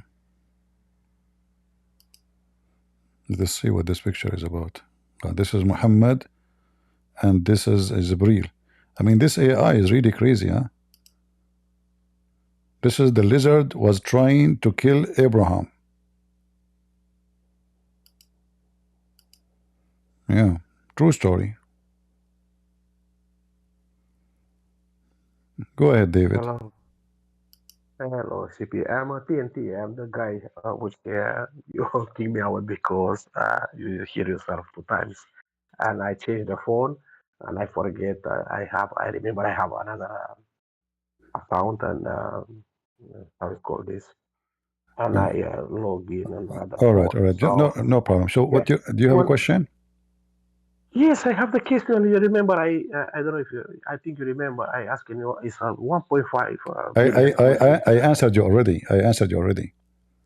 I didn't hear. I'm sorry. Okay, But anyway, play the video again. You will hear it. All right. I will. Okay. All right. So no, that's it. No more question. I was a little bit wondering because why so many people is wrong. Because like you exposing here, Islam is so bad. Why so 1.5 billion people so wrong? All of them. I don't know. It's Well, a bit strange, isn't it? first, the exposure we do here is very small compared to the numbers of Muslims. Like, we are not in a TV station where hundreds of millions watching every day. The number is small, tiny. You know, look, we have 1,200 people watching live now on YouTube. I don't know how many in Rumble. So it's a small, tiny. You know, the Muslims, they have the media. They try to promote themselves. They spend a lot of money. Here, we have very limited. Same time, we have 3 billion Christians. Are they really Christians? What does have to do with this? If we go to the countries where there's a majority Christians, what they have to do? No, I know what you mean. I know what you mean. So the numbers mean nothing. No. The numbers mean nothing. No, it's not about that. It's not Secondly, about. You're talking very bad about this religion. And if I was a Muslim, if I'm honest with you, I'm a Christian and I believe in Jesus Christ. But if you talk about Muslim talking about very bad, I will for sure I will enjoy the stage and I will have a debate. So that's why it's a bit strange. Why no? Because 1.2 people, 1 point, I don't know, 1,000 more than 1,000 people. I'm sure it's a lot of Muslim. It's a bit strange why they don't come, to debate or to tell you, look, Mr. Christian Prince, you are a little bit wrong with this, because I live in central London. It's a lot of people, Muslim. They give books and things to the people. They stop a lot of people and they give book. I see. I don't know about much Islam, if I'm honest with you. I don't want to be, debate nobody. But if I was a Muslim, 100,000,000%, I will enjoy the stage and I will have a debate with you. I will not let you, to do like this with my religion, to talking is foolish, like that. but they will not. But we know why. We know why. There's no need to. The Muslim, he will come and debate you if you are a person who do not know Islam, because then he guarantee that he can play his game. But here he have no game to play. He will be the game. He will be the game. So here we don't find, like, Mimi Hijab wanna debate David Wood, but he will never debate me. They want to debate Apostle Prophet. They ambushed and the Apostle Prophet, right? But they will never come to me. So there is a reason. Anything the Muslim he do, when he go to debate somebody, he will do it only if he think he can accomplish success. If he think for a second that success is not an option, he will never do it. That's the whole story. So I don't blame them for not coming in the stage, because they knew what they would face. But if you yourself, you open a Discord saying debate about Islam, they will line up to talk to you. There will be like 1,000 people talking to you, because the second they notice that you do not know much, you don't speak Arabic. Secondly, you do not know much. Perfect. That's the perfect person to play with, So we can defend Islam, we can show you Islam is good, I can show you Muhammad in the Bible, etc. But the second they notice that you are a person who way more powerful in knowledge about their religion, they will withdraw and they will hide. So that's very normal. You try to Very normal. explain to me. They know already it's a wrong religion, but they keep doing this, to attract people. That you mean? Muslims do not know anything about Islam anyway, and the one who knows, if he knew about Islam, is the one who just repeat what he learned, not a knowledge. Which means if we discuss the knowledge, he cannot discuss it, but he can recite the knowledge. That's why the Muslims, they recite the Quran, but they cannot explain the Quran. And there's a huge difference between reciting a poet, but I cannot explain the poet, what the poet is saying. So Muslims can recite Islam for you, but they cannot explain Islam because Islam is so stupid. So if the opportunity is I can convince you by reciting, he will go for it. If the opportunity is I play my own games, changing the meaning when you do not know what this Quran is talking about, so I can fabricate a meaning is not there, that game is good. But if you know, then he cannot play the game, so he will not dare to jump into such a discussion. Oh, so you mean that's why it's very hard someone to come to enjoy a Muslim as a Muslim, they to enjoy to come to the stage with you to talk to you. That's what you mean, isn't it? They will not come to the Because stage, they don't- even if we give them, even we tell them the virgins are waiting for you. Still, they will not come to the stage. The one who will come to the stage usually is somebody is either desperate to tell his mama or his friends, I challenge Christian Prince, but he will do it for a few minutes and run. Or someone he do not know me, which means he stepped by mistake and never again, you know. And usually when a Muslim, they come here, and we have, thousands of videos, he comes so excited, he's so happy, but the second he is in the stage, he is so upset, he is unhappy, and he tried to find an excuse to change the topic. And this is one of the things, actually, I advise the Muslims, when you debate a Muslim, don't let him change the topic, because the second he notices that he is in a corner, right away he might talk about the Trinity, right away he might talk about anything, but he need to change the topic.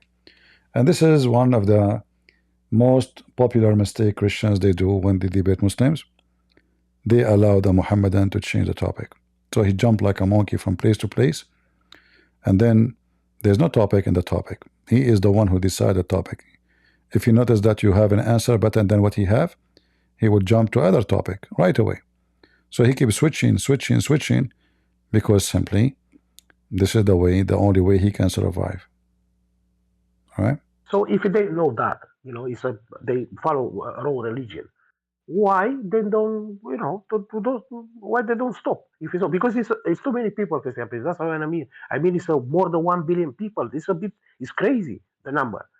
How that come all of them to be foolish, to fall on that, all of them to be, like I said, stupid. How that come? It's not like 100 people or 1 million people. It's more than 1.5 billion people.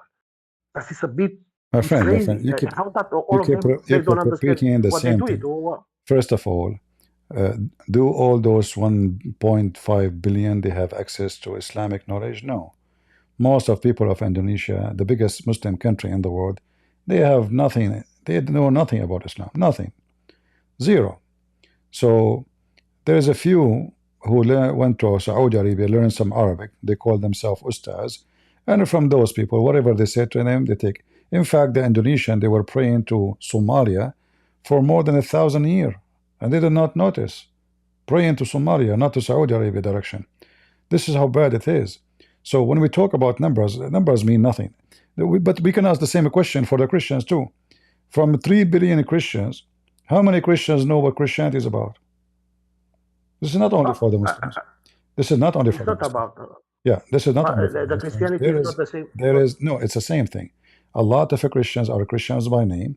They do not know. The difference between the Christians and the Muslims, that if you know Christianity, you will love to be Christian, and you will become true Christian. The Muslims, if they knew Islam, they will leave Islam. This is different. This is why Muslims, they don't teach their children about Islam. They teach them about how to be a Muslim. And there's a huge difference. How to be a Muslim have nothing to do with teaching about Islam. Like when I was in the university, none of those I say here is something I learned from the sheikh, the professor. None of them. They don't talk about the negative things. They talk about the positive of being a Muslim, which is very funny and very stupid. So in order to know Islam, you have to work hard by yourself. So we can say here we are one of the earliest school in this time. For sure there's people before us expose Islam too, but now we are lucky because we have the internet and it's recorded. So when we publish books, things is way easier to communicate to many languages, to many nations, and this is why Islamic exposure is getting bigger and bigger. But still, the majority of the Christian, they know nothing about Islam, and thanks to our churches, they are so good in attacking each other. But the second you say Islam, they go mute. Catholic, Protestant, Orthodox, they don't want to talk about it. So if Muslims are able to fool some Christians, that because the Christians, priests, are the reason behind that. They are busy for centuries with war within the church, ignoring the enemy, not in their border no more. It's inside their country. So you will find two Orthodox and Catholic or Protestant, they are so happy to have a debate and even call each other names. But you will not find them ready to take on Islam, especially the priest one. So we don't want to complain about Muslims and why they don't believe, why they believe. We are doing our part. If you want to complain, you better complain about your church. They are not doing their job. They are not teaching the Christians why you are Christian, what doesn't mean to be Christian, and they are not teaching you how to answer calls. So they are not doing any job. They are not fit for the job. They should be fired. Any priest who don't teach against cults like Islam is not be fit to be a priest. Any priest who don't warn people about all kind of sin, fornications, homosexuality, etc., he is not a priest. He is just a businessman. So Christians these days, sadly, many of them, they don't care really for the priest much what he, how decent he is. They teach, they care just to go to the church and they read chapter in the Bible and we did the service, we attend the service, we are good Christians. No, a true Christian is the one who followed the steps of Jesus. He flipped the tables on those who they made the temple, the house of the Father, a bazaar. And today we have a big bazaar. Islam is a big bazaar, and many Christian churches, sadly, are a big bazaar too. They are just doing business, sales. They have, all kinds of businesses. So Christianity, instead of complaining why we Christians, where is the Muslims, we should ask, where is the Christians too? Shouldn't you ask yourself, where is the Christian? You said yourself, you see Muslims in the street giving books. That's why this is what the next question one. What do you think about the Christian people? What do you think they think about it? What do you think? Christian people, What do you think they Christians is the one who gave their time to God, not the one who called themselves Christians. So the same as you see people in the street giving books and they are Muslims, the question is, where is the Christians? The Christians who they are in the street, those are the Christians. The ones who are not, you don't want to go in the street, you can do what I'm doing in the internet. You can speak to millions, you can, you can explain, you can invite. So a person who don't give time to God, he's not a godly person, as simple as that. People, they give time to God either by listening, learning, because simply they are not everybody qualified to be a teacher. But it's a shame that none of those priests is qualified to be a teacher unless he is inside between doors of the church and he's getting paid a salary. He's not willing. Like, where is those Protestant or Orthodox or Catholic in the streets of London? Where are they? Why we don't see them? They are only there in Sunday and collect donation. And What is this? This is what the church is about. People, they, you know, how many Saturday night people are drunk, people are naked, people. Where is the priest? Who is going to speak? Who is going to tell the people what's right, what's wrong? Where is John the Baptist? You know, who scream at the king? Where is the Christians who scream at this filthy king in England? No, they are not exist. You know, they don't even. They have no voice. So we don't want to complain about what Muslims do. We as a Christians, we have a fight, and the war is big and long, and the biggest enemy of God is many, not only from outside the church like Islam, but from inside the church. In all the churches, Orthodox, Catholic, Protestant, they are promoting Islam. They are inviting Muslim sheikhs to teach about Allah to their kids. Imagine. You can search right now in YouTube. You will find tens, if not hundreds, of churches inviting a sheikh to a church. From all the churches, Catholic, Protestant, Orthodox, you name it. Filthy scumbags. They are satanic. They are poisoning our kids. Those are more dangerous than Muhammad himself, because they are the Trojan horse inside our churches. So instead of complaining about what Muslim they do, we better wake up and look what we are not doing. We are not doing. We are just watching. And I'm talking about people in general, not me. All right? So if you want to fix things, work. Don't complain. And why Muslims will not come here? The answer is very simple. Why they will? To get beaten, to be exposed. So you want them to look stupid? That's why they don't come. But if a girl, her name is Lily J, and she is, you know, lousy girl, short skirt, her boobs is coming, all the Muslims want to talk to her. There's a win-win. No, we are done, David. We don't want to hear more of those topics, my friend. That's it.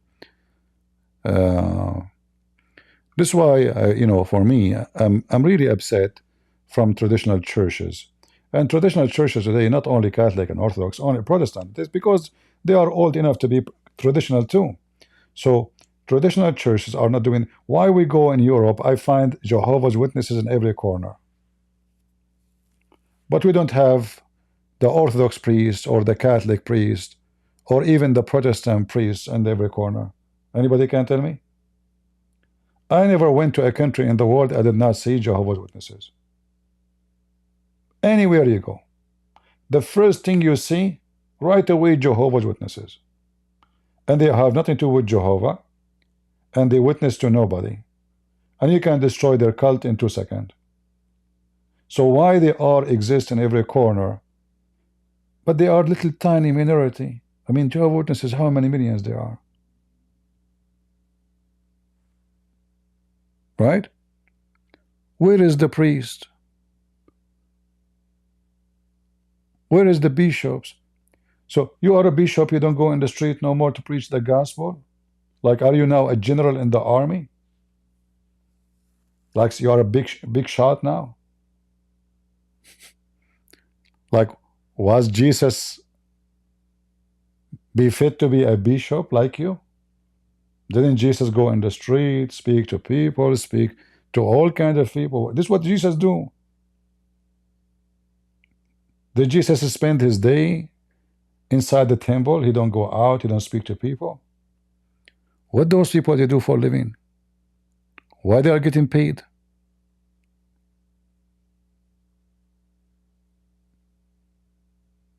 Do you understand me? You go to France, I see them. You go to England, you see them. You go to Germany, you see them. I go to Ukraine, I see them. I go to Romania, I see them. I go to Greece, I see them everywhere. And those who claim to be the true Christian, nowhere to be found. Those priests.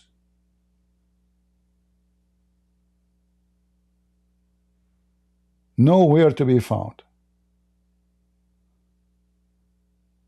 This is why those are not the one who will build and they prepare for the kingdom of God.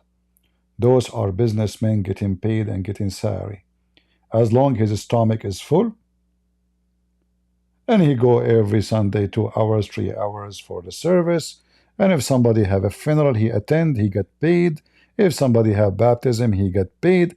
He's just, yeah, it's a job. It's not a mission. And there's a huge difference between a mission and a missionary and a job. Right? Muhammad have a job to F the women around him, to get the booty, to conquer, to steal gold and silver. So everybody do it, depend in his situation.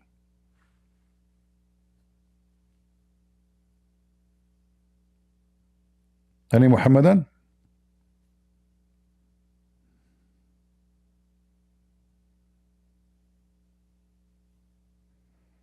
Who is a Muhammadan would like to join us?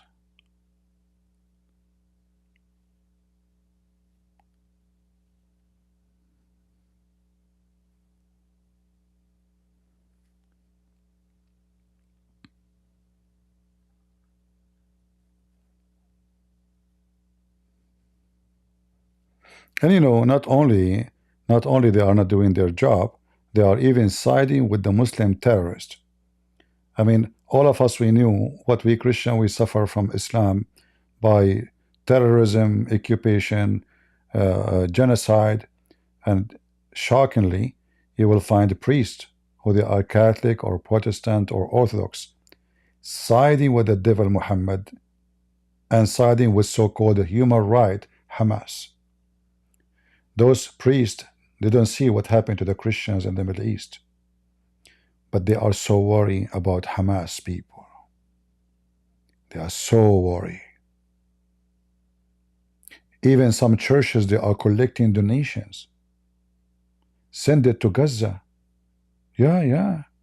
They don't send money to Christians in Africa, dying children in the street. They have no, or children who they are. I saw with my own eyes the children sleeping inside a tire. You know the tire? Those big trucks, they have a tires, they throw them because they are damaged.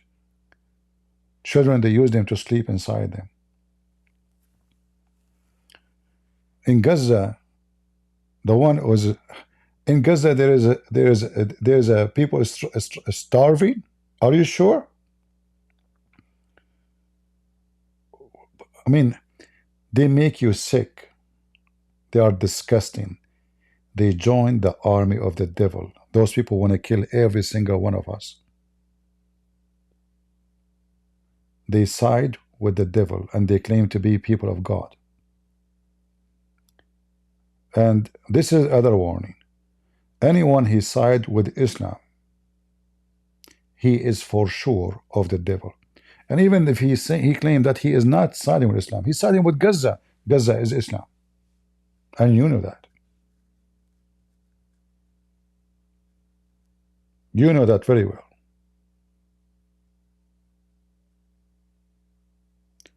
So anyone he side with them, right away, this is a red flag. He starts speaking about a human right. This is not right. We Christian, we should not agree with this. You know, the first thing you ask yourself, where was the voice of this person when those Muslims attacked the Jews and the Christians in Israel, and they raped their daughters and they burned them alive, and they kidnapped hundreds of them? How come they never spoke against this? How come they never cry? If you cry for a human right, then you cry for a human right. Or maybe the Jews are not a human and Hamas are the human. So the war did not happen right away. Hamas attack, first week is gone, nothing happened. After all the murder they did, 2 weeks, nothing happened. 3 weeks, nothing happened. 4 weeks, nothing happened. And those priests, they never opened their mouth.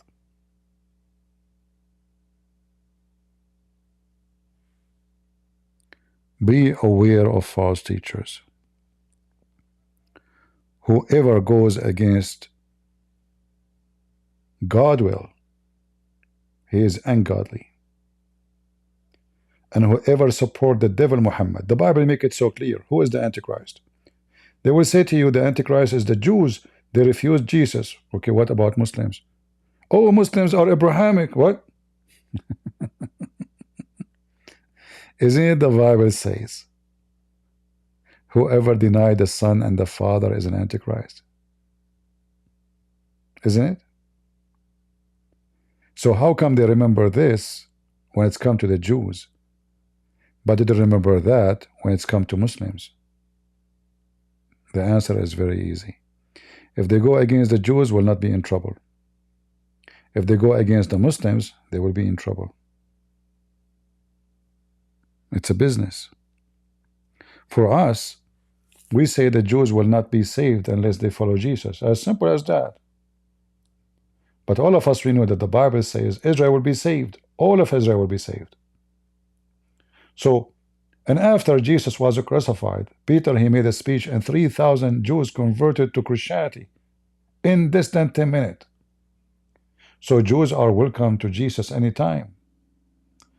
Anyone, before he arrived to the point of death, he is welcome to accept Jesus. And we as a Christians, we invite everybody. Jews, non-Jews, doesn't matter. But we will never side against God's will. God, he gave the land to Israel. God, he promised he will gather them in this land. God, he said, whoever curse you, I will curse him. God said, not a priest. And then they will say to you, well, those are not the same people. It is the same people. And not only that, those people at the time, they were not even good. Even at that time. So this is God's promise, have nothing to do with being good or bad. Because we know that the Jews went through a lot of things. Peter himself was called Satan. Paul himself used to go after the Christians. Is that true? So if Paul, and what he present of hatred to Christianity, this is who was Paul. Paul, he hate the Christians. And he said that in his own words. He did the crimes against the Christians. He go after them. And then Paul become Paul. Shaul became Paul, the amazing person. So is the Jews are welcome to Jesus? Absolutely. And Paul became one of the great disciples of Christ. And one day he used to be one of the most antichrist people you can imagine. So when they try to make you hate them, that to serve a purpose. They are satanic and they want to accomplish the kingdom of Satan. They want Jerusalem to go back to Muslims. Right now, we as a Christians, we can preach the gospel in front of the biggest synagogue in Jerusalem. Right now, as we speak, there's many Jews become Christians every day in Jerusalem, in every city in Israel. You have your freedom as a Christian to preach the gospel. Go right now to YouTube and search preaching the gospel in Jerusalem. Go check it out. Can we do that in any Muslim country?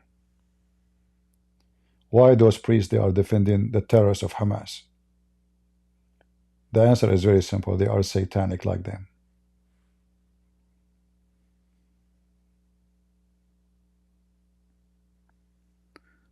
The Lord, he said, from their fruits you shall know them.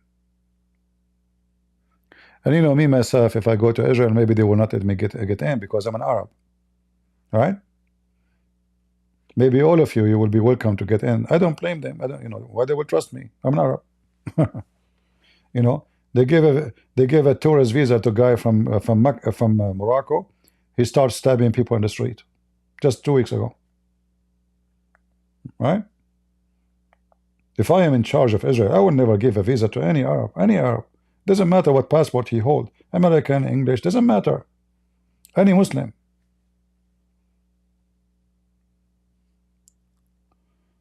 But what we can do, I'm not in charge. A bunch of idiots are in charge of Israel. Anyway, I'm not going to keep you longer.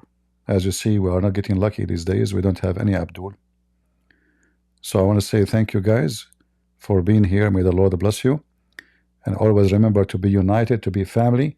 Never listen to the one who say Catholic, Protestant, Orthodox.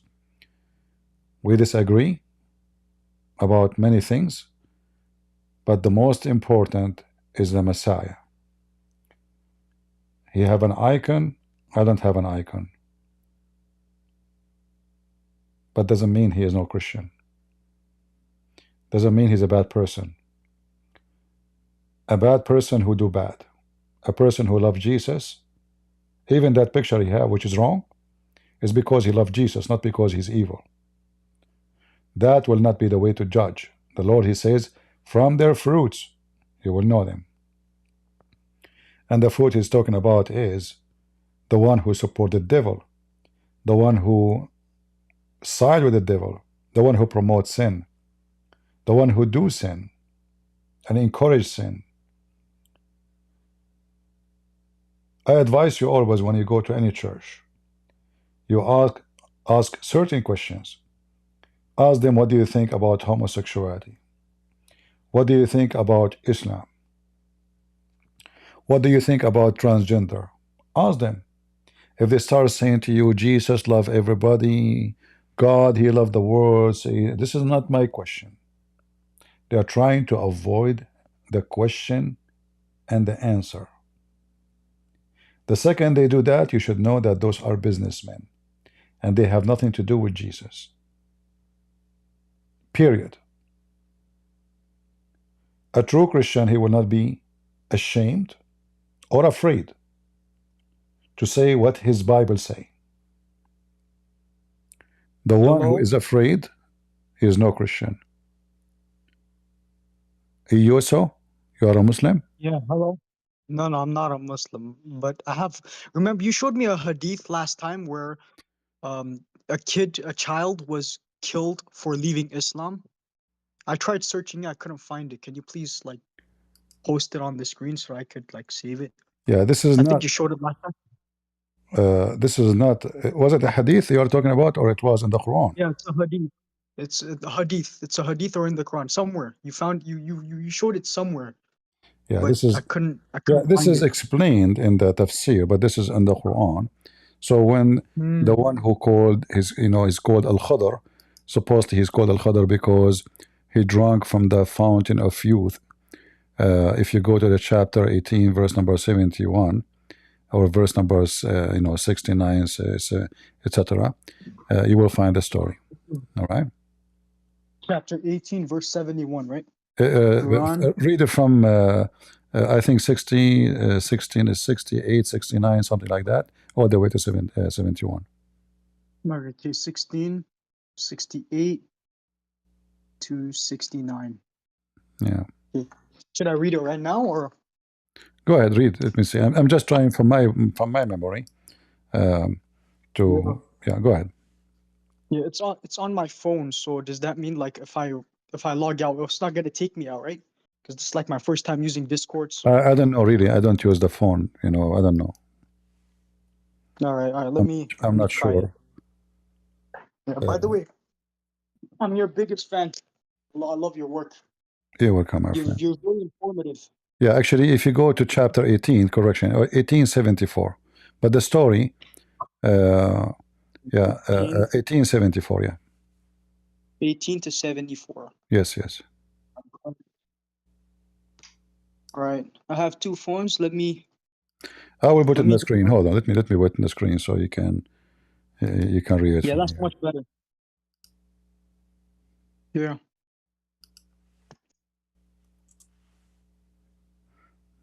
Yeah, but the verses after explain why, because simply he is going to be an apostate of Islam. He will not be obedient to Allah, and he is not a good person.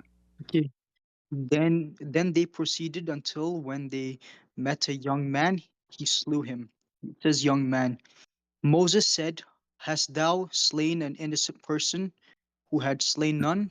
Truly a foul unheard of." thing hast thou done?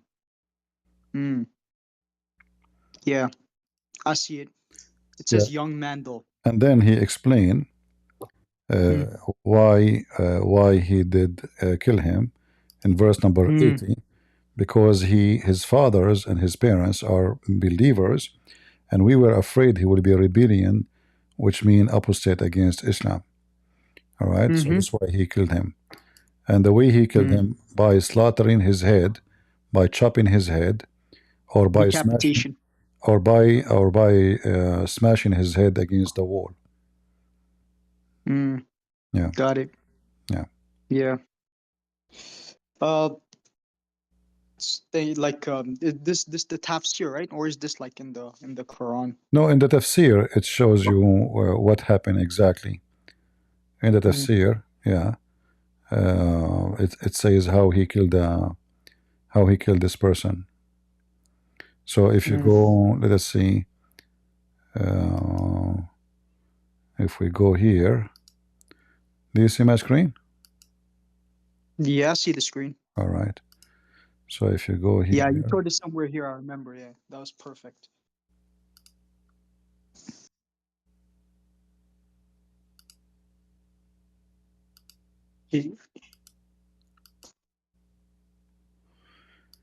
yeah, here it says, this is Tafsir al-Jalalain.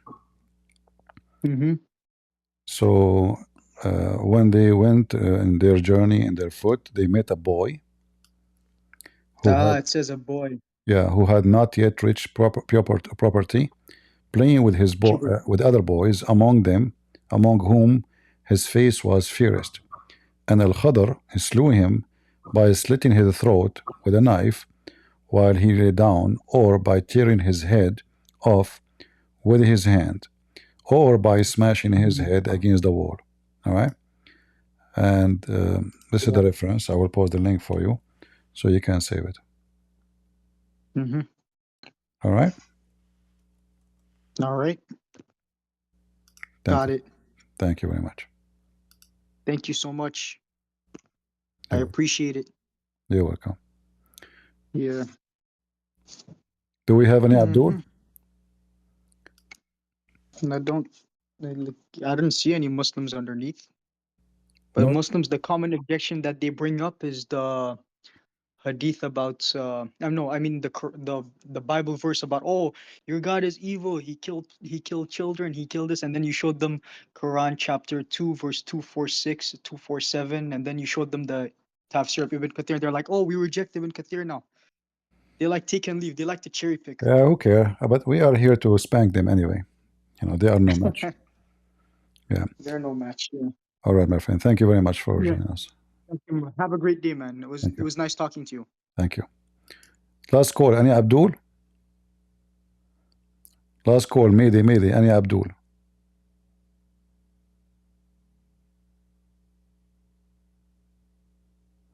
Anyone? There's no Abdul left in this world. They became really species.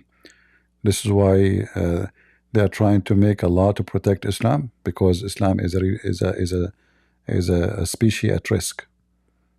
You know. Yeah. All right, guys. I'm not going to keep you longer. We have a good time together today. I will try to come here tomorrow. God is willing, if I could. And I hope we will have more Muslims. And again, remember, it is the Lord's pleasure to see you united as one family. Don't be divided. When one Christian anywhere in the world is hurt, they are hurting you. They don't care if he is a Catholic or a Protestant or Orthodox. For them, all of you are Christians. And it's a shame that we are one faith in the eyes of the Abdul, but we are not faith between each other. It's a shame that the enemy see us as one, but we cannot be united. It's a shame that Christ unite us and the priest divide us, and we follow the priest, not Christ. It's a shame to be divided. So we can disagree, and we should disagree, especially if we see somebody is wrong. But we should not disagree about who is a Christian Whoever believe in me and die, he will live, Jesus said. And the priests are not the one who tell us who is a Christian, who is not. It is the Bible. Not everyone says to me, Lord, Lord, will enter the kingdom of my Father, but the one who do his will, not the one who is a Catholic or Protestant or Orthodox. From their fruits you shall know them.